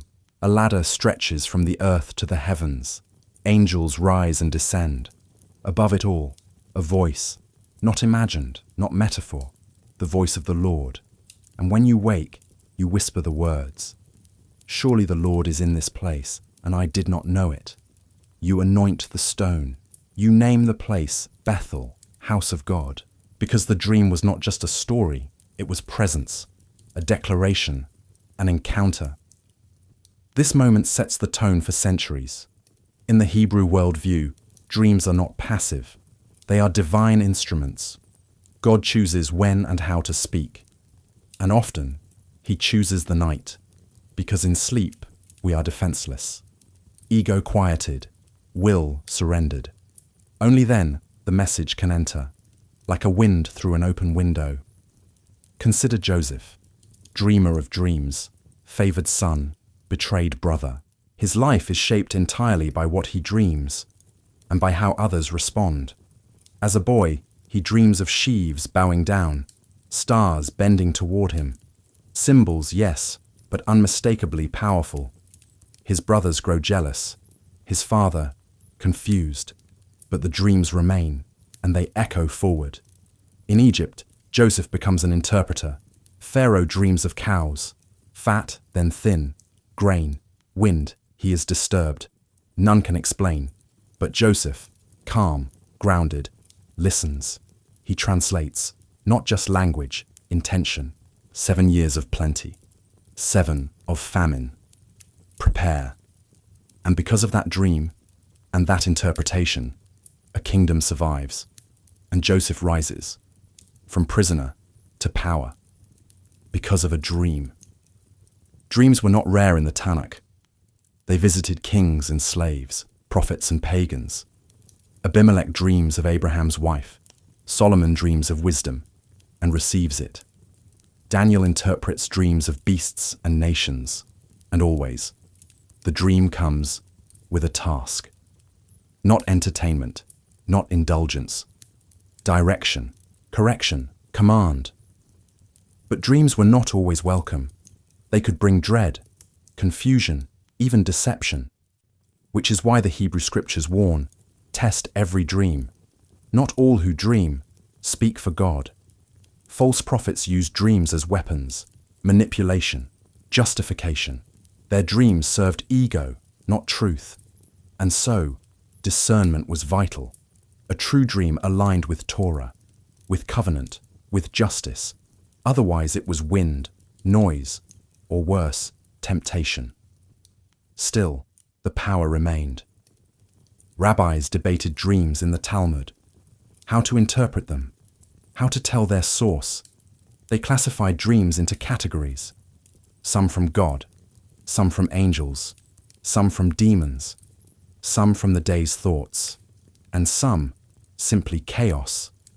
The sages believed that a dream not understood is like a letter not opened, but also warned, even opened letters can deceive. Yet despite the risks, dreams were treasured. So much so that special prayers were composed. Birkat HaShalom, the blessing of the dream, recited during morning prayers, asking God to turn troubling dreams to good, to reveal their meaning kindly, to protect the soul that saw too much too fast. Because dreams could shake, they could echo, they could cling, and healing required intention, ritual, community. Dreams also offered comfort. In times of exile, when prophecy ceased, when temples were destroyed, dreams remained.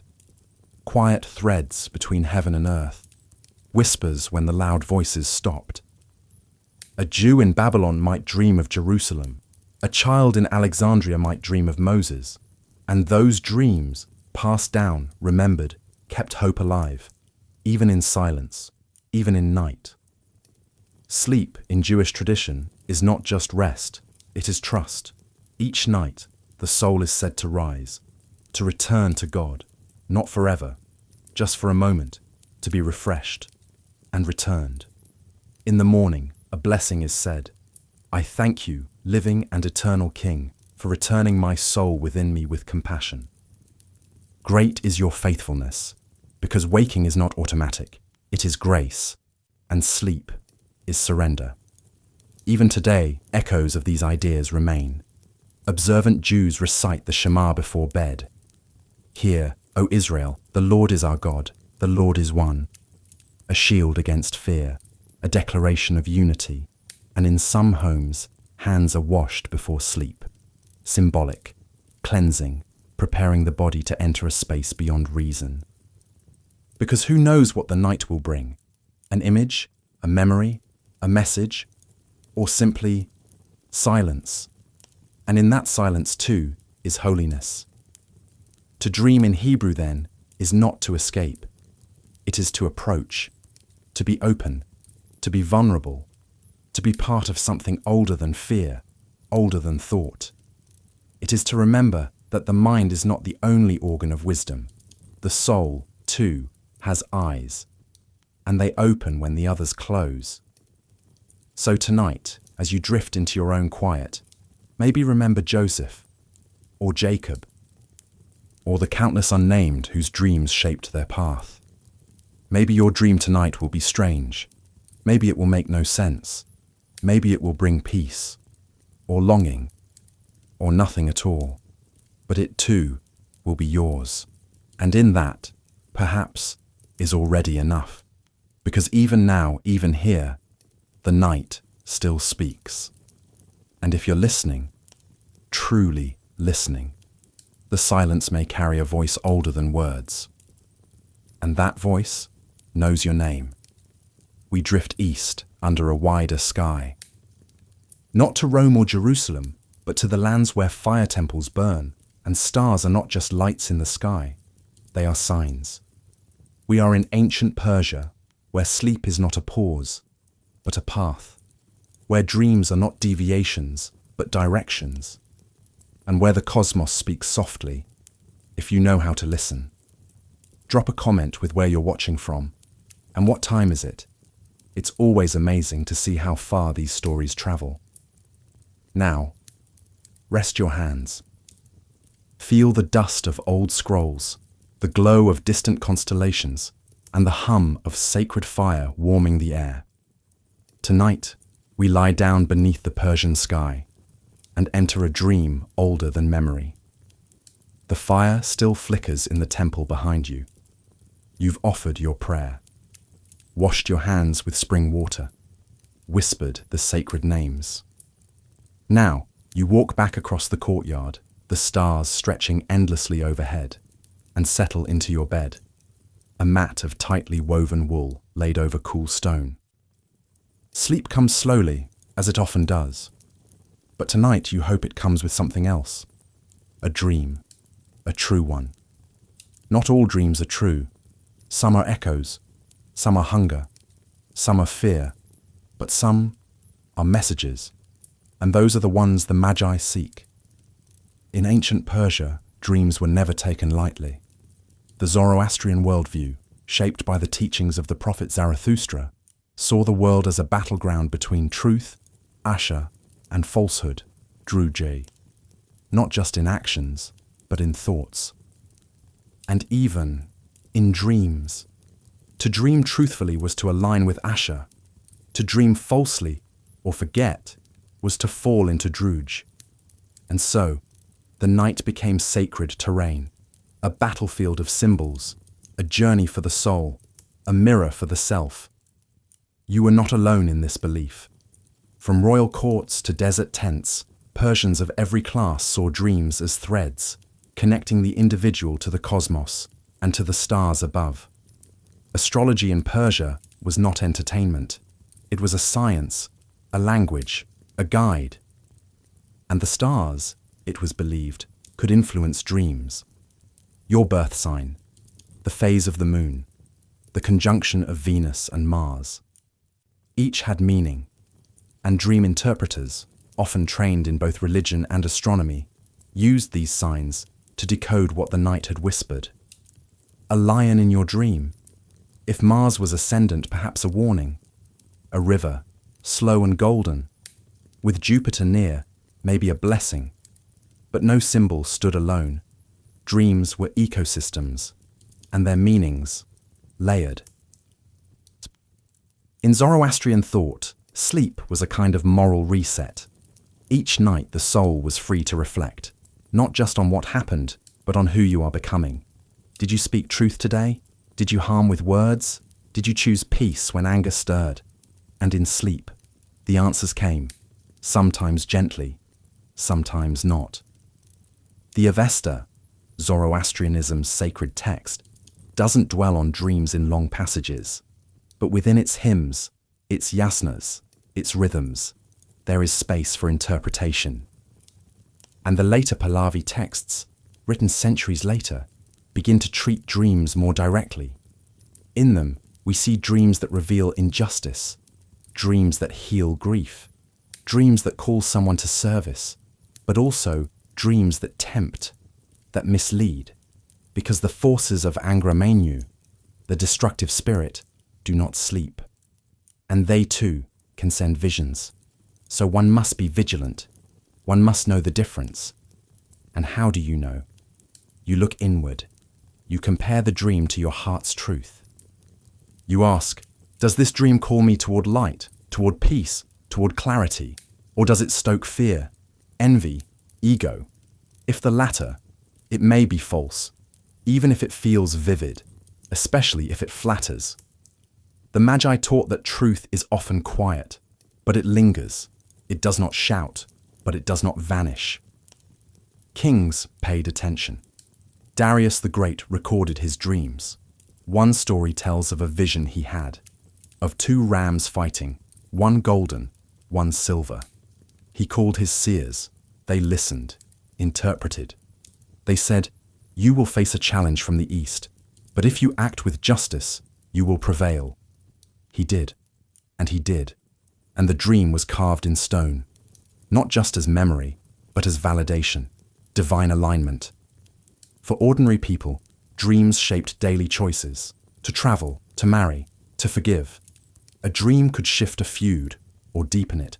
A merchant might delay his caravan if he dreamt of a collapsing bridge. A mother might name her child after a figure who visited her in sleep. Dreams had weight. Not because they were guaranteed prophecy, but because they revealed something real. If not about the world, then about you. And what's real within shapes what's real outside. There were rituals too. If your dreams were troubled, you might fast. Burn a mixture of sandalwood and rose. Sleep in silence. If a dream haunted you, you might recount it to a priest at dawn. He would listen, never interrupt. He might chant softly, and then say little. Interpretation was not quick. It was slow, sacred, because words shape memory, and the wrong word can bend a dream away from its meaning. There were also protective customs, small amulets worn at night, prayers whispered while washing the feet. Children were taught to sleep with palms open, a sign of readiness, not fear. And before sleep, some recited the Hashem Vohu. Asher is the best good. It is the radiant happiness. It is the best truth. A hymn of alignment, of grounding, of peace. And then they slept. Not as escape, but as practice. Practice in being, practice in balance. Even nightmares had their place. They were called gisuftan, to see wrongly, or in distortion. But the distortion could be instructive, like smoke revealing where fire hides. If you dreamt of falling, you examined where you were proud. If you dreamt of storms, you looked at where you had ignored warning signs. No dream was meaningless. Even nonsense had pattern, if you looked closely, with humility, with patience. Tonight, the stars above Persia still shine, not as gods, but as companions, not as dictators, but as guides. And the dreamer, lying beneath their gaze, still asks the same questions. What will I see? Will it be true? Will I remember? And will it change me? So as you settle into your own rest tonight, perhaps think of the fire temples, the priests watching flames that never die, the desert wind carrying prayers, the slow, careful breath of someone hoping the dream will come. Not to dazzle, not to frighten, but to guide. Because in ancient Persia, sleep was not pause, it was pilgrimage. And every night, you return to yourself, with stars above and fire within. We lie down under the scent of jasmine and sandalwood, in a place where sleep is not just nightly, it's eternal, cyclical, and sacred. We're in ancient India, where the mind is more than thought, the soul is more than story and dreams, are messages from the deepest self. The Vedas whisper that sleep is a doorway, and tonight we step gently through it. Drop a comment with where you're watching from and what time is it. It's always amazing to see how far these stories travel. Now, close your eyes. Let the incense rise. Let the river of your thoughts flow more slowly. You're home again, beneath banyan trees and moonlight, in a world where dreaming is not escape, but return. You are lying on a woven mat. Your hut is small, shaded by palms. The monsoon season has passed, and the air is sweet with damp soil. You've eaten your meal, rice, lentils, a little ghee, and now the fire is fading. You sit in silence, as you were taught. Eyes half closed, breath steady. The body will rest, but the soul is always awake. That's what your teacher said. That's what the Vedas say. And the Vedas are not to be taken lightly. In ancient India, sleep was not just rest. It was a state of consciousness. One of four. Waking, dreaming, deep sleep, and turiya, the fourth, beyond all others, a state not of dreaming, but of pure being, of union, of light without form. But let's begin with the second, the dream state, swapna. This is where most of us go, every night, when the senses retreat, when the world dissolves, and the mind, the subtle mind, begins to speak, not in sentences, but in symbols. The Vedic texts describe dreaming as the realm of the manas, the inner instrument. Here, impressions, samskaras, rise to the surface, desires unfulfilled, fears unspoken, lessons not yet learned. They appear, they move, they vanish, like mist at dawn, but they leave something behind, a feeling, a message, an opening, and if you are still enough, you begin to understand. This dream is not random. This is you, speaking to you. And sometimes, just sometimes, this is the self, revealing itself. You remember your teacher's voice. He told you the story of the two birds. One bird eats the fruit, the other watches silently. One is the mind, the other, the Atman, the true self.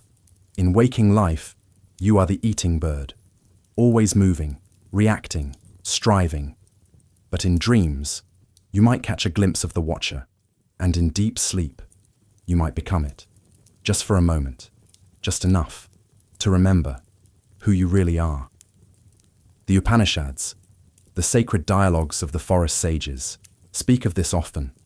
When a person sleeps, the senses withdraw, the limbs relax. But the self, the Purusha, remains. It watches, it reflects, it experiences. In the Brihadaranyaka Upanishad, it says, when a man is asleep, reposing and at perfect rest, so that he sees no dream, then he has entered into the self. And in the Chandogya Upanishad, as a bird tied by a string flies first to the right, then to the left, and exhausted, settles down, so does the mind, tiring of its wandering, settle into the heart. Sleep, then, is not failure. It is return. It is reunion. It is wisdom, disguised as stillness. But not all dreams are peaceful. The Garuda Purana, a later text, but deeply influential, categorizes dreams. Some are divine, some are warnings, some are karmic residue, and some are just digestion. Yes, even in ancient India, they acknowledged that a heavy meal could lead to chaotic dreams. Discernment was key. So was humility. You didn't assume your dream was sacred. You observed it. You asked your guru. You compared it to scripture. You let it settle. And only then, you acted. Or not. Because sometimes the action is to wait, to breathe, to allow the lesson to unfold without pushing. There were practices to encourage meaningful dreams. Mantras whispered before sleep. Prayers to deities like Vishnu, Shiva, or Saraswati. The recitation of sacred syllables. Om, Hrim, Shreem. Not to conjure, but to cleanse. To prepare the inner space. Because dreams, it was believed, did not enter chaos. They entered where they were invited. A clean room, a calm mind, a body at ease. These were the requirements for a true dream, not for pleasure, but for growth. And when such a dream came, you honored it, sometimes by silence, sometimes by writing, sometimes by offering a small flower to the river. or lighting a lamp before dawn, not to worship the dream itself, but to acknowledge what it revealed, to show gratitude for the mirror. Because that's what dreams were, mirrors of the jiva, the living soul, and the journey it was on. The idea of reincarnation added depth to dream interpretation.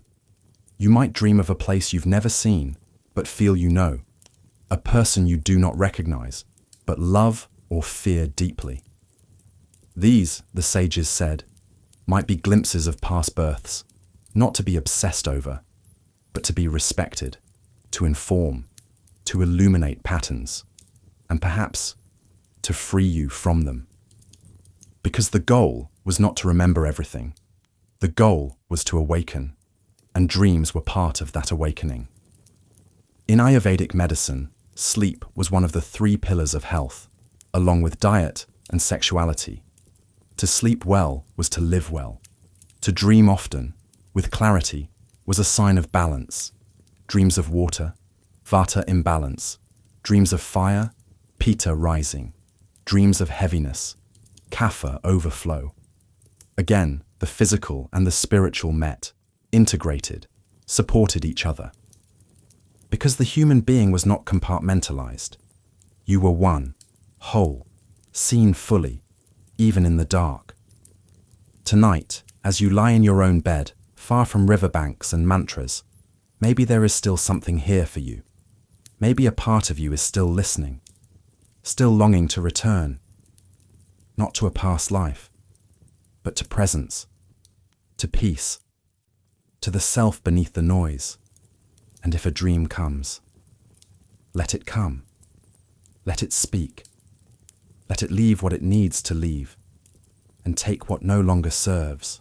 No need to judge it or control it, only witness and breathe. Because sleep is not failure, it is wisdom. Dreams are not distractions, they are invitations. And you are already on the path, step by step, night by night, toward the center, where the watcher waits and smiles.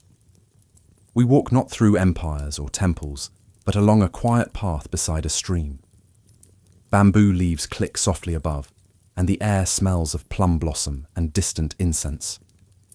We are in ancient China, a world where dreams are not hunted, but allowed, where sleep is not a problem to solve, but a harmony to find, where silence teaches, and the invisible shapes the real.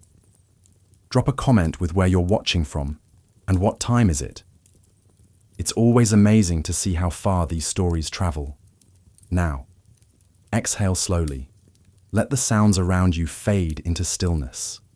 Let your breath move like wind through a scroll, and follow the rhythm of an ancient night in the land of the Tao.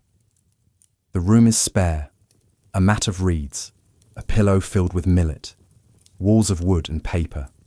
Outside, the garden rustles gently. You have eaten your bowl of rice, drunk your tea, bathed your feet in warm water with crushed chrysanthemum, and now you prepare for sleep. Not hurriedly, not distractedly, with awareness, with rhythm. Because in the philosophy that shapes your life, Taoism, sleep is not just recovery, it is reunion with the Tao, with the way, with the balance of all things. The Tao is not a god. It is not a person. It is not even a force in the usual sense. It is the pattern behind patterns, the current beneath thought, the silence that precedes sound. And in sleep, you return to it, naturally, effortlessly. Because only in rest, the sages say, can the mind stop striving, and only when striving ends does clarity emerge. Dreams, then, are not disturbances. They are reflections, not always of truth, but of movement, of imbalance, of alignment. They show what you carry, what you resist, what you ignore, and sometimes what you need. But they do not shout, they ripple, and you must learn to read the ripples, not as rigid messages, but as images to sit with, like koi circling a stone. Zhuangzi, one of the great Taoist thinkers, told the story you may know. He dreamed he was a butterfly, free, drifting, unaware of self. He woke and wondered, am I Zhuangzi, who dreamed of being a butterfly, or a butterfly now dreaming of Zhuangzi? He did not seek an answer. He did not panic. He allowed the question to remain, to breathe, because the line between dream and waking is not as clear as we think, and that, he believed, is where wisdom lives, in not knowing, in accepting the blur, in riding the current without gripping the oar.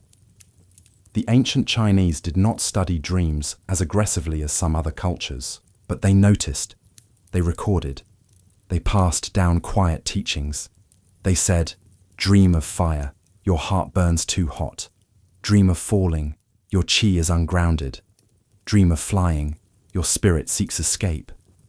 But these were not judgments, only indicators, like weather, like breath. And the goal was not to correct immediately. The goal was to notice, to adjust, to align.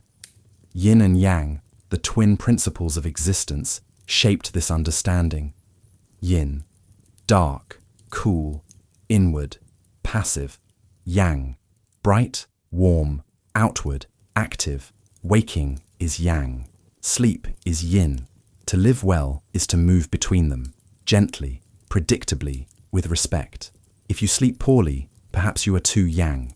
If your dreams are heavy, perhaps too much yin. Balance is the answer. Not pills, not resistance. Balance of food, of light, of movement, of thought, and of the spirit. The 5 elements, wood, fire, earth, metal, water, also offered insight, each associated with organs, with seasons, with dreams. Dream of shouting, liver imbalance, wood element. Dream of fear, kidneys, water. Dream of overthinking, spleen, earth. Again, dreams are mirrors, held up not by mystics alone, but by physicians, because in China, healing was not divided. Mind and body were one field. Sleep was a pulse, a diagnostic rhythm, and dreams were part of the examination, soft, informative, personal. But the spiritual dimension never disappeared. Buddhism, when it arrived, added new layers, dreams of bodhisattvas, of lotus flowers, of mountains floating.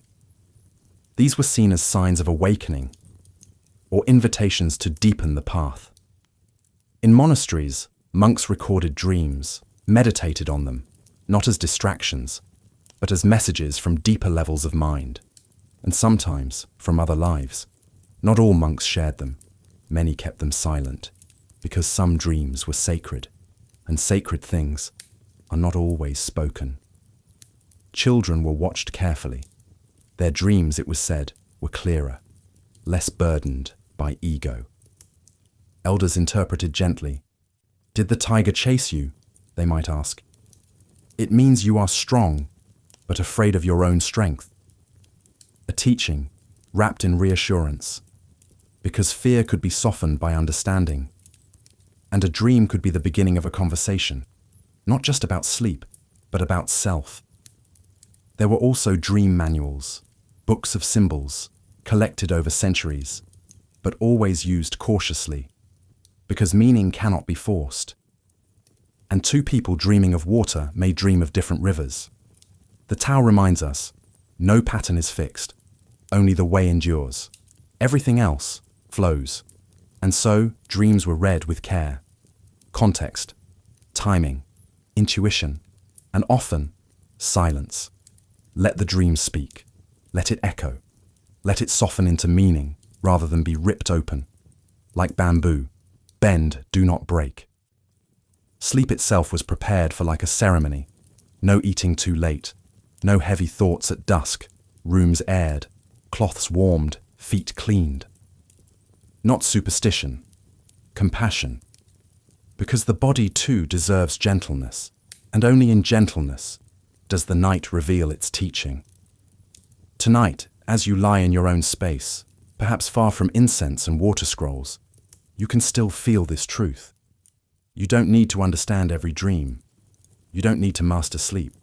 You only need to allow, to listen, to soften, to stop pushing. Because sleep is not a conquest. It is a homecoming. And the Tao, it is always here. In the rustle of your breath, in the pause between thoughts, in the dream that says nothing, but leaves you changed. So sleep now, with openness, with patience. Let the butterfly land. Let the silence grow. Let the current carry you. And when morning comes, smile. Not because you figured it out, but because you remembered how to rest, how to trust, how to simply be. We leave behind scrolls and cities, temples and towers. We step into the oldest stories of all, the ones told by firelight, sung in rhythms older than alphabets. We're entering the world of ancestral dreamers, the shamans, healers, and storytellers of indigenous traditions. For them, sleep was not rest. It was travel. Dreaming was not escape. It was ceremony. Drop a comment with where you're watching from and what time is it. It's always amazing to see how far these stories travel. Now, imagine the quiet of a forest clearing, the smell of cedar smoke, the distant call of an owl. Tonight, we lie down under a sky with no border between the living and the spirit world, and listen for the susurros of the dreamwalkers. You lie on furs. The earth is cool beneath you, but not cold. A drum still vibrates softly from the ritual earlier. You've eaten no food today. You've bathed in smoke. You've been guided into silence. And now, you close your eyes, not to sleep exactly, but to leave. Because you're not dreaming in your body. You are dreaming from it. That's what the elders say. And you believe them, because you've seen what dreams can do. Among the indigenous peoples of the Americas, Australia, Africa, Siberia, and beyond, dreaming was never passive. It was never just the mind. It was a tool, a map, a voice. And the dreamer was not a dreamer alone. They were part of a community. Their dream belonged to more than just them. Because if you saw the river flooding, maybe the village should move. If you saw a great bird fall, maybe the hunt was cursed. If you met a figure in the smoke, maybe a child needed healing. No dream was private. No dream was wasted. Shamans, or dreamwalkers, or spirit travelers, or by whatever name the people used, did not sleep like others. They prepared, fasted, danced, prayed, sang, inhaled sacred plants. They did not enter sleep. They crossed into it, with intention. With allies, animal spirits, ancestral voices, rhythmic sounds to guide them. And when they returned, they spoke not as prophets, but as bridges. Their dreams were not fantasies, they were journeys, and journeys bring back medicine.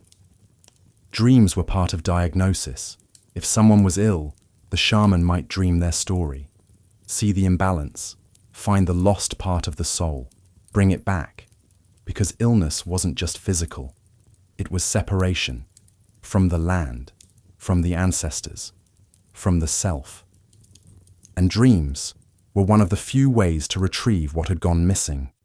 This was called soul retrieval, and it was sacred, gentle, not always dramatic, but deeply real. In Aboriginal Australian cultures, the concept of dream time, or chukurpa, is foundational. It is not only the time of creation, it is always happening.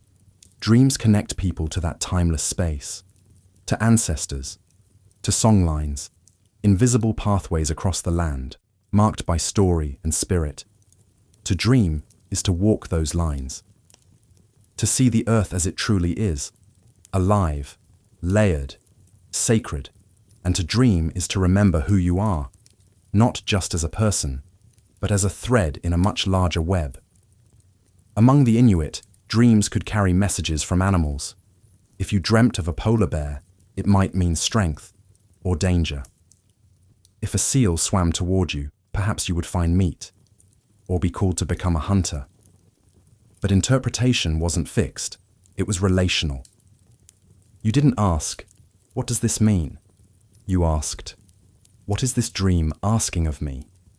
And that made all the difference. In Amazonian tribes, dreams were intertwined with plant medicine. Ayahuasca, for example, was not recreational. It was visionary. The brew was taken under guidance, to dream awake, to learn, to heal, to unearth old wounds, or connect with the forest in ways language couldn't hold. Dreams after ceremony were watched carefully, recorded in memory, drawn on bark, told in fragments, because sometimes the dream is a puzzle, and the solving is slow, intentional, shared. Among the Zavante of Brazil, young initiates learned to dream before they learned to lead. Dreams were seen as contact points with the Aue, the true people, the ancestors. You don't just grow older, you dream yourself into adulthood.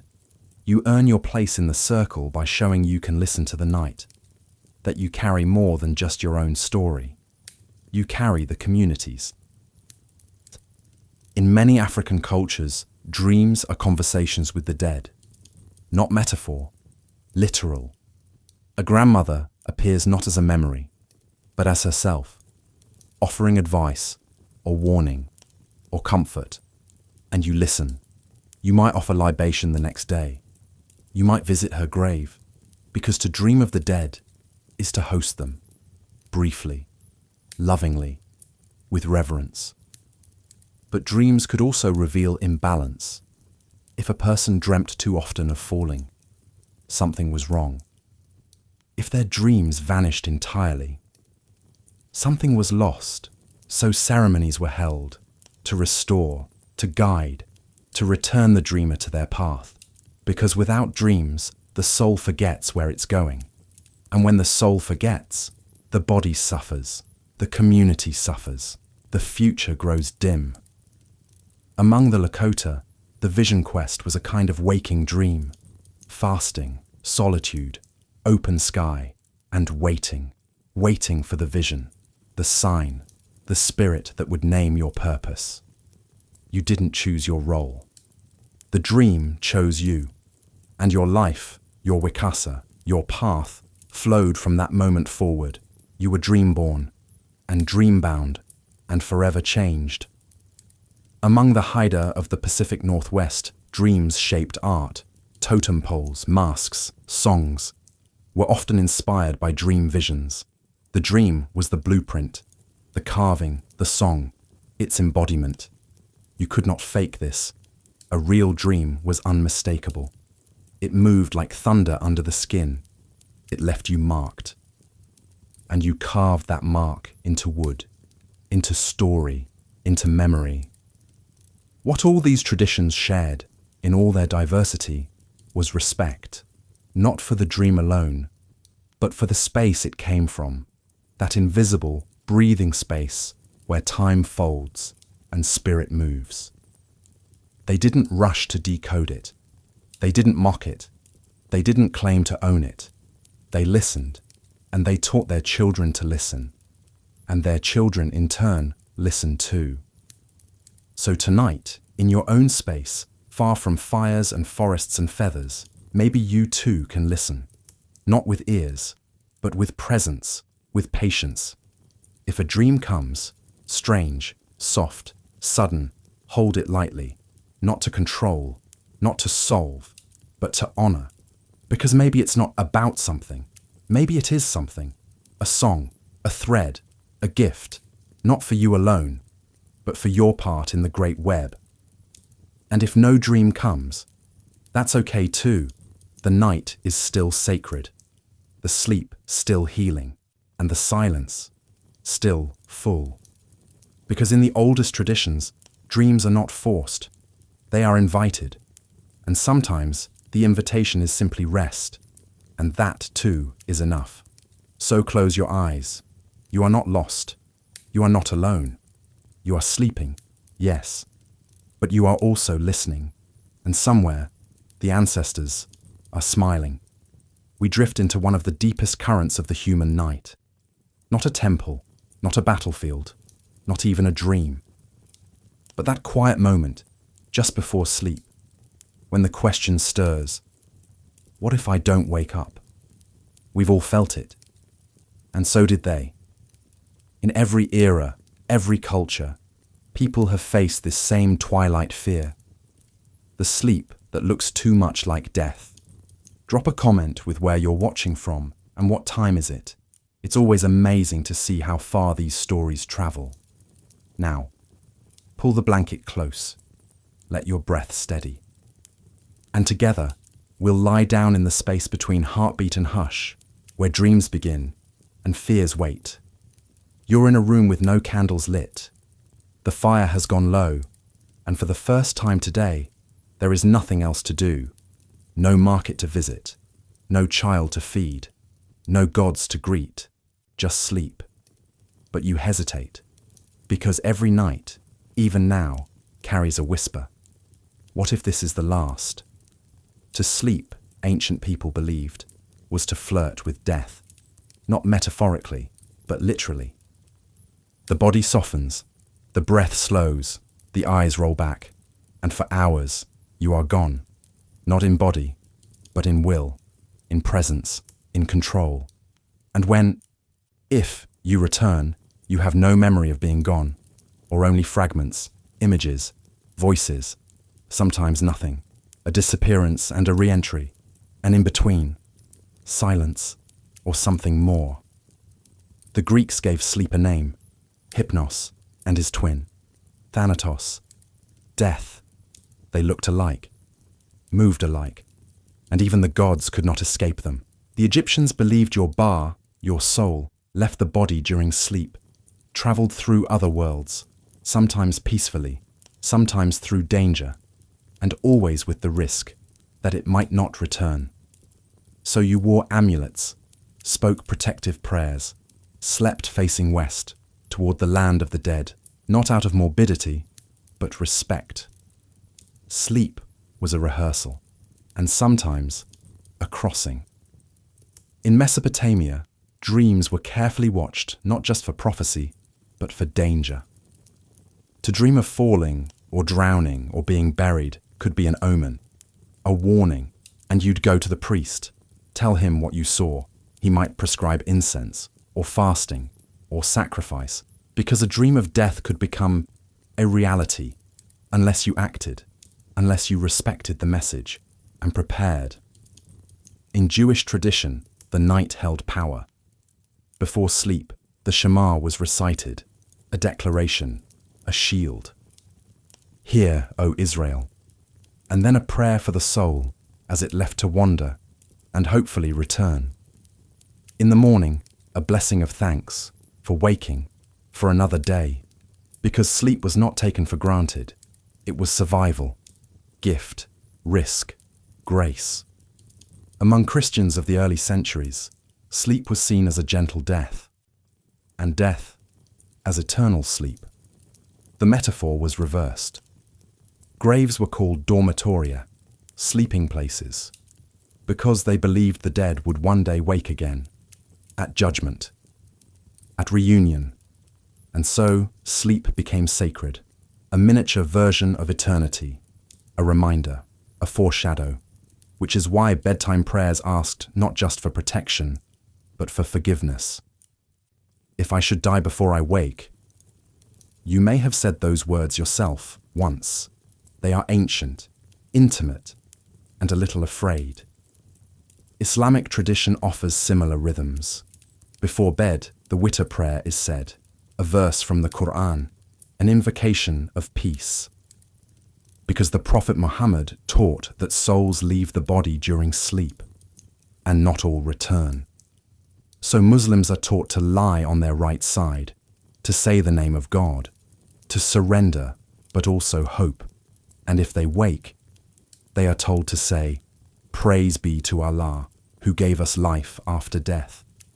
Sleep, then, is a kind of death, and waking, a resurrection, every single morning.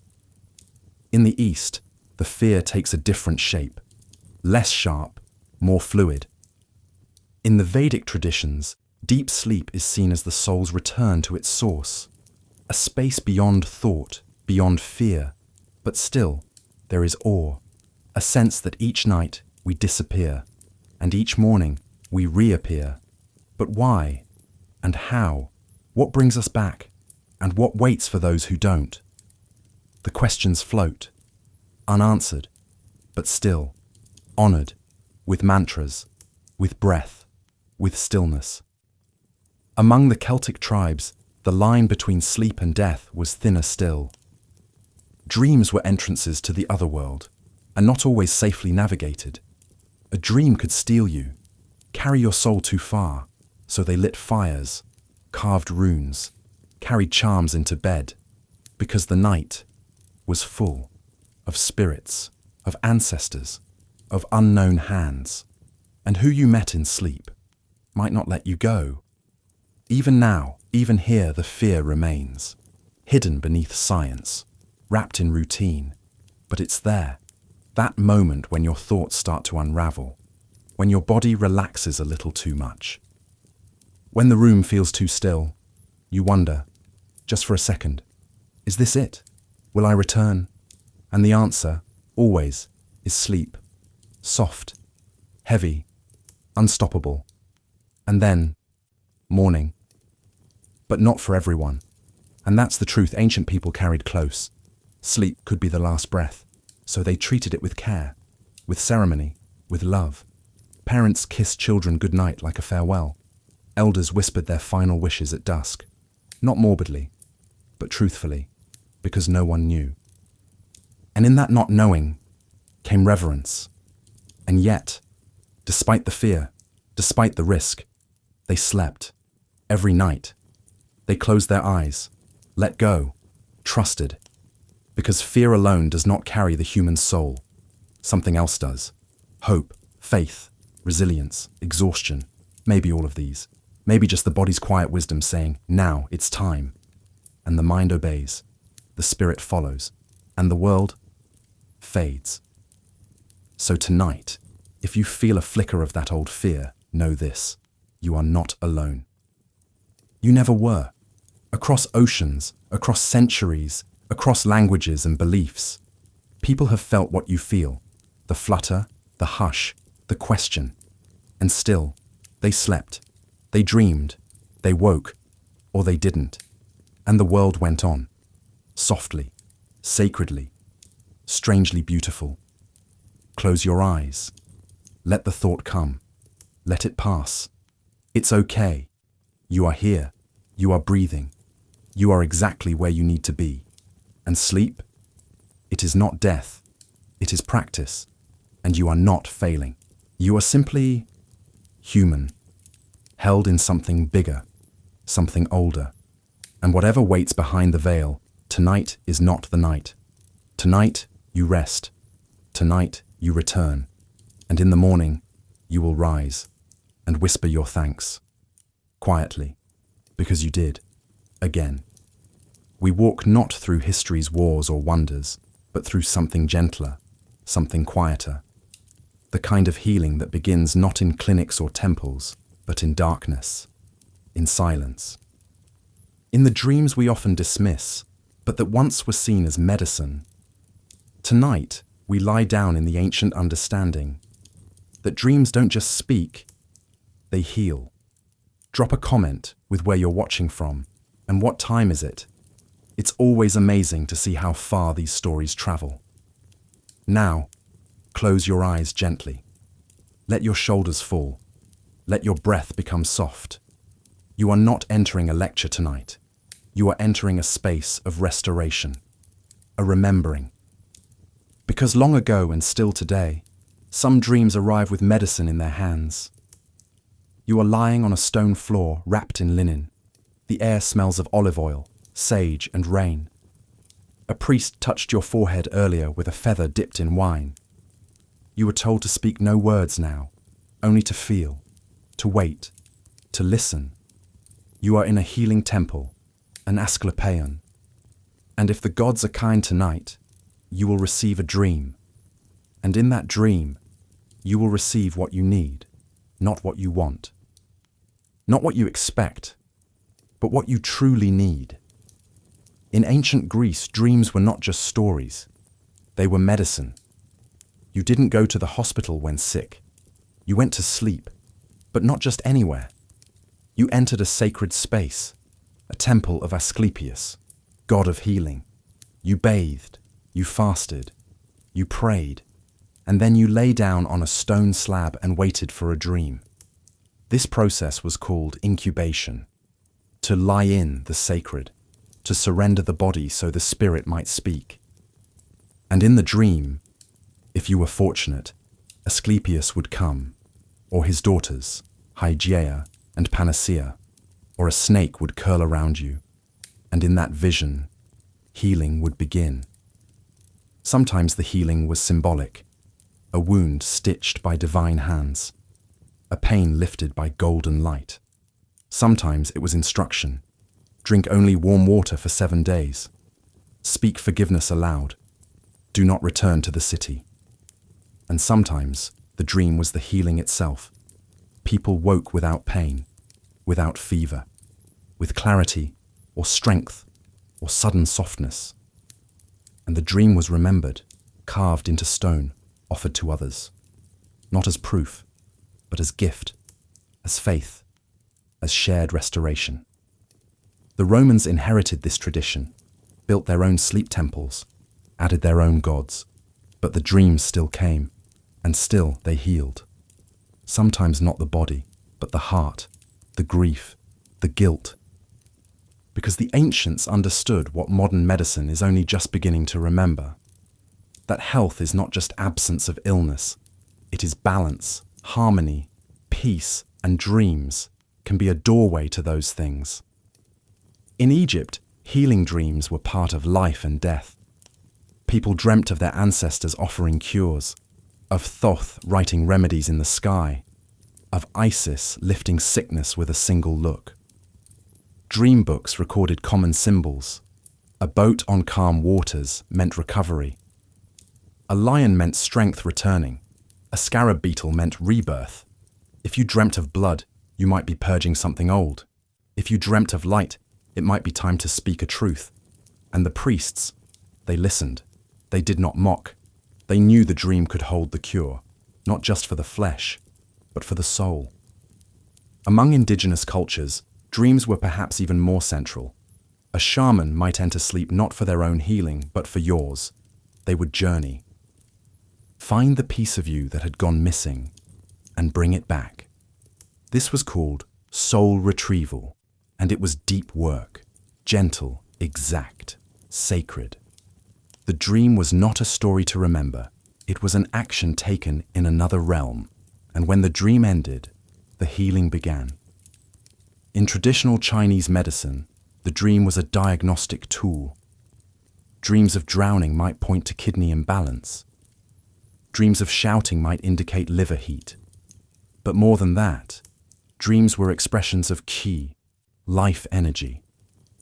They showed how it flowed, where it was blocked, where it longed to go, and to dream of joy was often a sign that the heart was aligning, that healing was near, not because a cure had been found, but because wholeness was returning from within. In India, the Vedas and later the Ayurvedic texts spoke of dream states as moments of integration.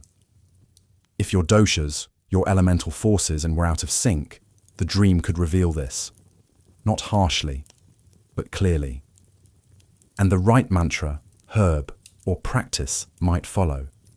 But even more important was the awareness, the act of listening, because healing, in this tradition, is not only about treating symptoms, it's about seeing what has gone unseen, feeling what has gone unfelt, accepting what has gone unloved. And the dream offers all this in symbol. Even in modern psychology, we begin to see a return to this ancient knowing. Freud saw dreams as the language of the unconscious. Jung as maps of the soul. He believed dreams come to restore balance, to compensate for what waking life ignores, and in them live our archetypes, our shadows, our inner guides. To dream of water may be to touch grief, to dream of flight, to feel the longing to escape, to dream of a lost child, to remember a piece of ourselves left behind, and to heal, to reintegrate, to bring those pieces home. So what makes a dream healing? It's not the symbol alone, not the clarity. It's the impact. Do you wake with new softness? Do you feel a shift, even small? Do you remember something you didn't know you knew? Then maybe that dream has done its work. Quietly, patiently, from the inside out. Sometimes healing dreams come in crisis. You're exhausted, fractured, and you dream of your grandmother's hands, or your child's face, or a field you haven't seen in years. And when you wake, you cry, not from sadness, from recognition. You've touched something true, something that holds. That anchors, that reminds you, you're still whole, even if you forget, even if you fall, even if the world feels too much. Other times, the healing is practical. You dream of a conversation you've been avoiding, and in the dream, it happens. And when you wake, you make the call, or the apology, or the walk, because the dream rehearsed what your waking self feared. And now, you're ready. The medicine worked, not as command, as invitation. And then there are dreams that heal without words. Just light, warmth, presence. You don't remember details, only the feeling, like being held. And in the days after, you find yourself smiling more, forgiving faster, breathing deeper, not because the world changed, because you did. And that change began while you slept. Tonight, maybe your body needs something. Your mind, your heart. You may not know what it is. That's okay. Let the dream come. Let it work. Let it find the place that hurts, even if you've hidden it. And when you wake, don't rush to explain. Just notice how you feel, what lingers, what softens. Because healing doesn't always shout. Sometimes it whispers. Sometimes it dreams. So sleep now, not as escape, but as medicine. You are safe. You are ready. You are held. And the dream, it's already on its way. We walk, but not with our feet. We walk with our breath, with our thoughts, with our questions.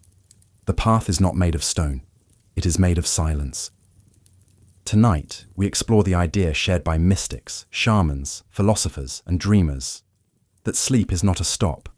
It's a journey. And the dream, it's the road we travel. The night is a crossing, and you, whether you know it or not, are already on the way. Drop a comment with where you're watching from, and what time is it? It's always amazing to see how far these stories travel. Now, inhale softly. Exhale even softer. Feel your body settle, not into stillness, but into movement. Because tonight, we walk the road that has no signs, no borders, no map, only mystery. The dream road. It begins in a room, yours maybe, or one you don't recognize. You lie down, the world fades, and something opens. You are not here anymore, but you are not gone.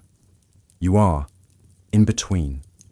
And that space, the in-between, is where the real journey begins.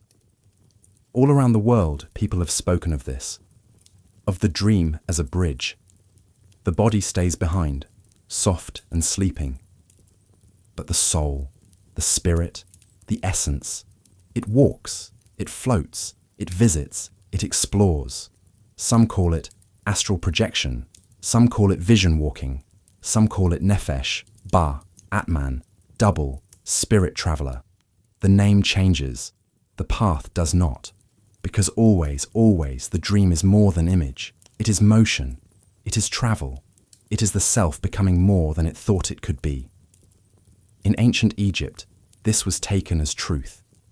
The Bey, your mobile soul, left the body each night. It flew like a bird with a human head.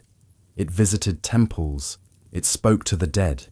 It returned with memory or warning. If you did not dream, something was wrong. Your soul was trapped or frightened. or uninvited.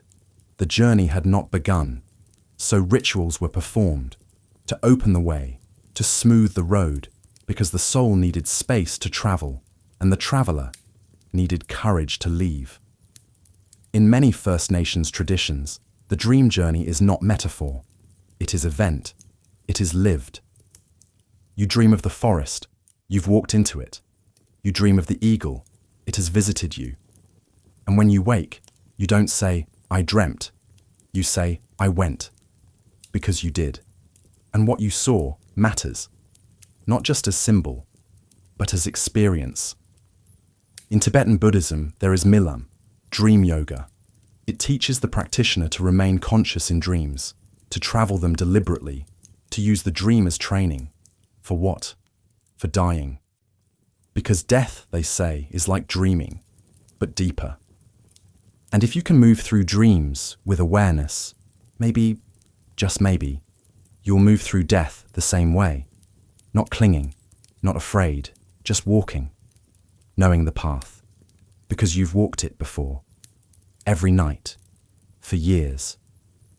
Think about it. How often do you go to bed in one mood and wake in another? How often do you fall asleep with a question and wake with some kind of answer? It's not always dramatic, but it's movement, from confusion to clarity, from fear to peace, from tightness to something more open. And maybe that's because in sleep, you've been walking. You've crossed something, a river, a memory, a version of you that was stuck and now isn't. That's what the dream road does. It takes you where you're not yet free and gives you the keys.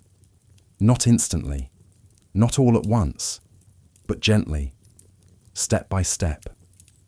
Sometimes the road is bright, fields, light, laughter. Sometimes it's strange, floating buildings, faces you know but don't. Sometimes it's frightening, storms, falls, being chased. But always, it's a path. Even fear can be a guide. Even confusion can lead somewhere.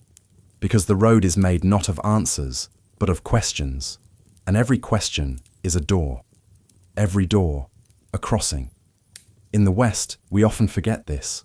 We call dreams random, just brain noise. But then we dream of someone we haven't seen in years, and the next day they call. We dream of falling and realize we've lost trust in something. We dream of a place, and it feels more real than the office we sit in every day. We wake up different, lighter, moved, and we don't know why.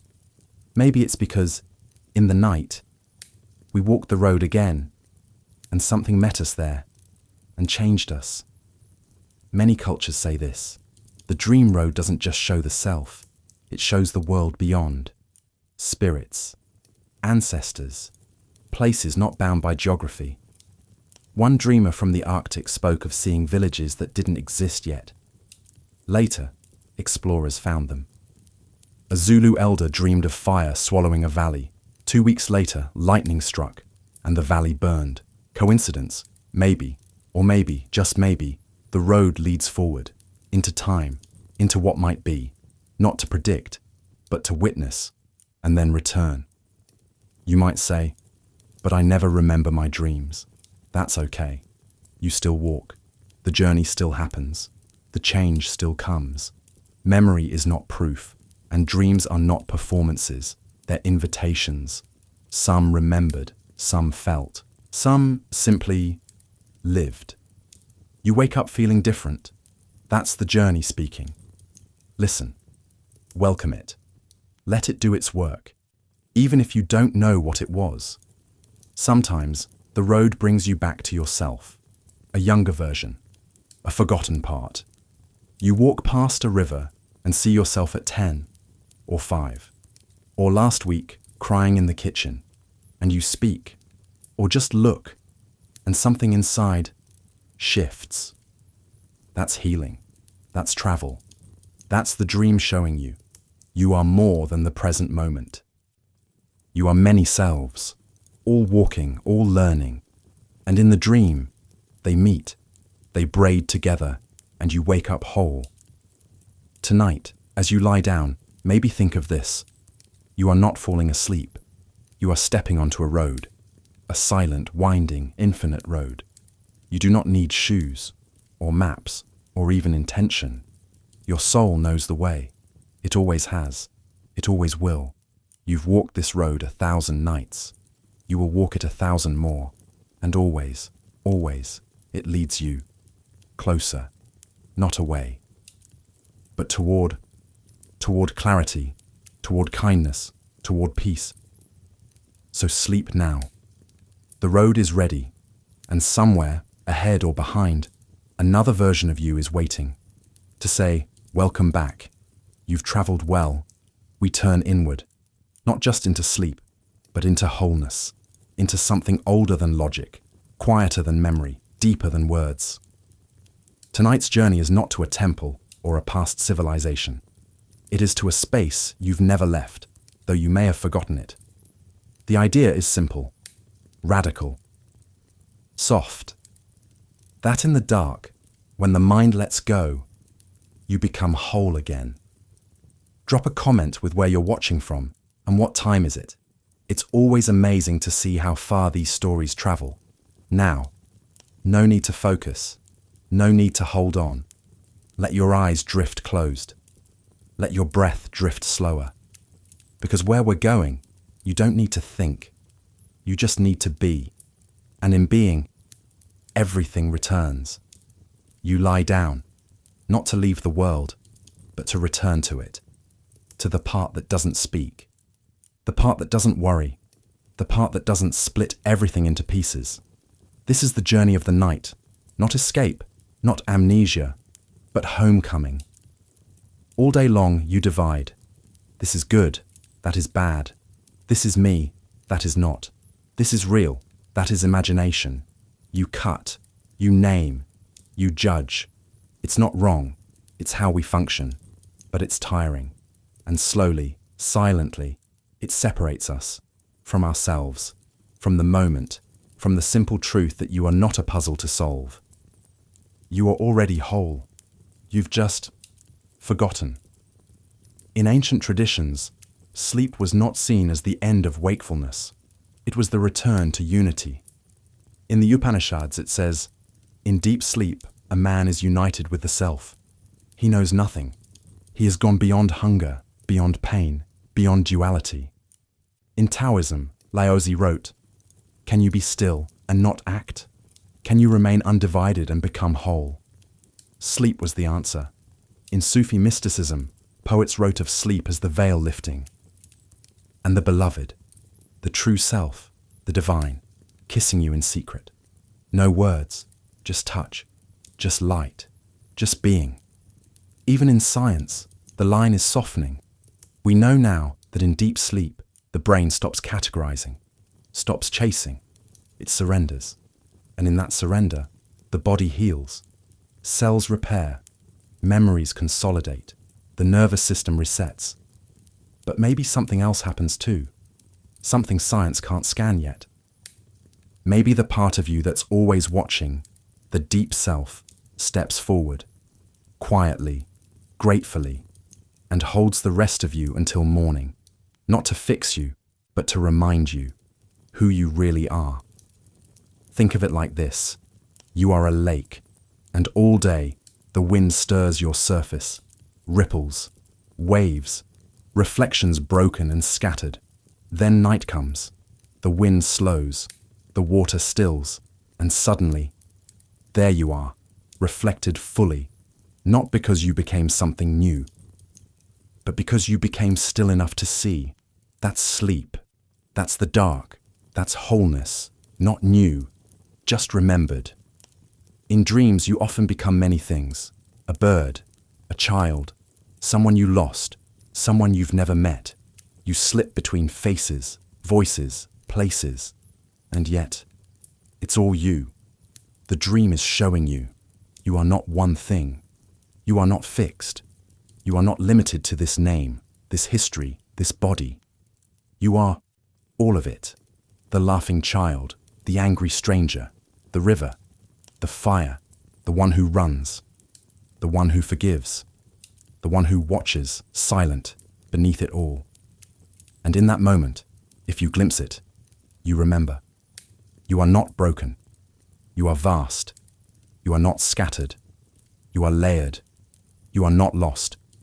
You are moving. And wholeness is not perfection. It is integration.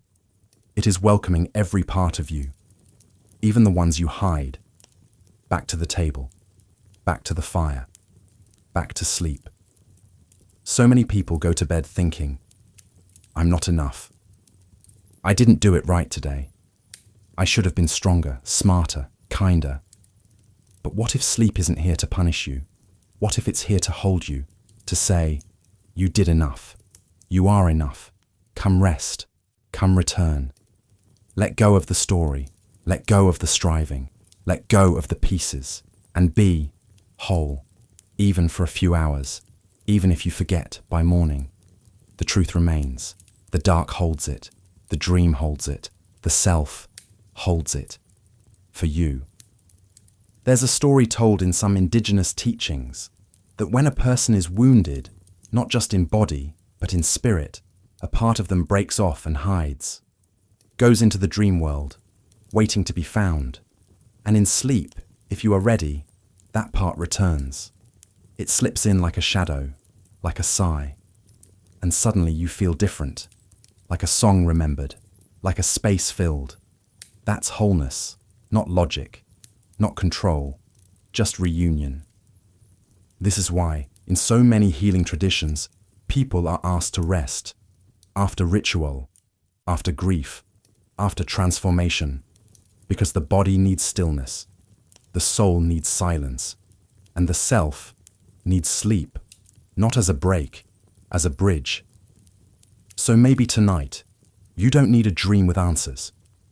Maybe you don't need a vision or a sign. Maybe you just need to rest, to trust that in the quiet, something inside is sowing, gathering, weaving you back into one piece, gently, without force, without effort. You don't have to do anything, just be still, and the self will come, not to explain, just to sit beside you and hum. And in that hum, everything softens. The dark is not the enemy. It's the cradle. It's the beginning. It's the space before thought, before name, before the first time you were told you had to be more than you are. The dark remembers that you are whole, that you are loved, that you are not alone. So sleep now. Let the pieces return. Let the masks fall. Let the quiet rise. And in the morning, even if you don't remember a thing, maybe you'll feel it. A little more room inside, a little more breath, a little more ease, because something came back to you in the night, and you welcomed it, without knowing how, just by resting, just by being, just by letting go. Because the truth is simple. In the dark, you are not broken. In the dark, you are not behind. In the dark, you are already whole. And the night, it sees you and smiles. We come to the final chapter of our journey. We've wandered through ancient civilizations, sleeping myths, secret rituals, and nights that held more than just stars. And now, at the end, or maybe at the true beginning, we stop in front of a mirror. Not the kind that shows how we look, but the kind that shows who we are. The dream is that mirror. Leave a comment with where you're listening from and what time it is. It's amazing to see how far these stories reach. Now, lean back, breathe slowly, close your eyes without fear, because everything we've seen, heard, and dreamed reflects back to us tonight. And you might, finally, recognize yourself. You're lying down, just like so many nights before. But something feels different this time. You're not waiting for sleep. You're waiting for yourself. Not the you the world sees, but the one who hides behind your words, the one who only appears, when everything else goes quiet. Since the beginning of time, humans have gone to bed with one question glowing in their hearts. Who am I when no one's watching? And the answers came as images, symbols, dreams, not direct, but true, because the dream is the mirror that doesn't lie. The Egyptians believed that in dreams, the bay, the soul with a bird's body and human head, would fly through eternal fields.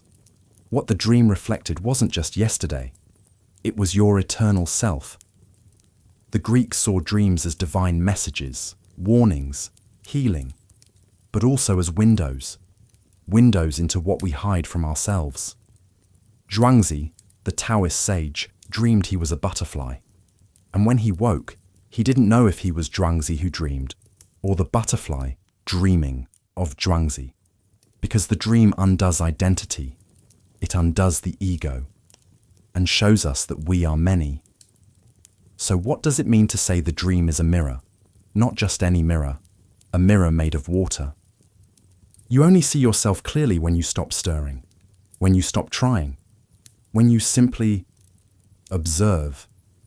Then the image appears, and it's not perfect, not frozen, but it's real. More real, perhaps, than your reflection in the bathroom mirror each morning.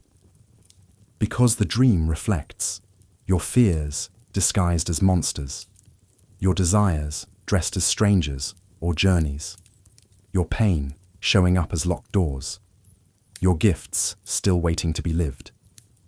And if you have the courage to look, you start to remember, not just the dream, but yourself. Imagine that every dream you've ever had was your soul trying to speak to you. You're not just the person who wakes up at 7 a.m. You're not just a name, a number, a job. You are also the one who dreams of forests, of flying, of speaking with those who are gone. You are, as the ancients believed, a walking portal.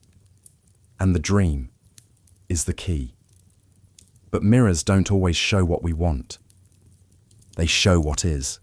So yes, some dreams are scary. They show your shadows, the anger you deny, the sadness you bury, the longing you pretend not to feel. But the dream doesn't judge, it just shows. And that alone is healing, because you can't change what you don't see. And the dream, it reveals.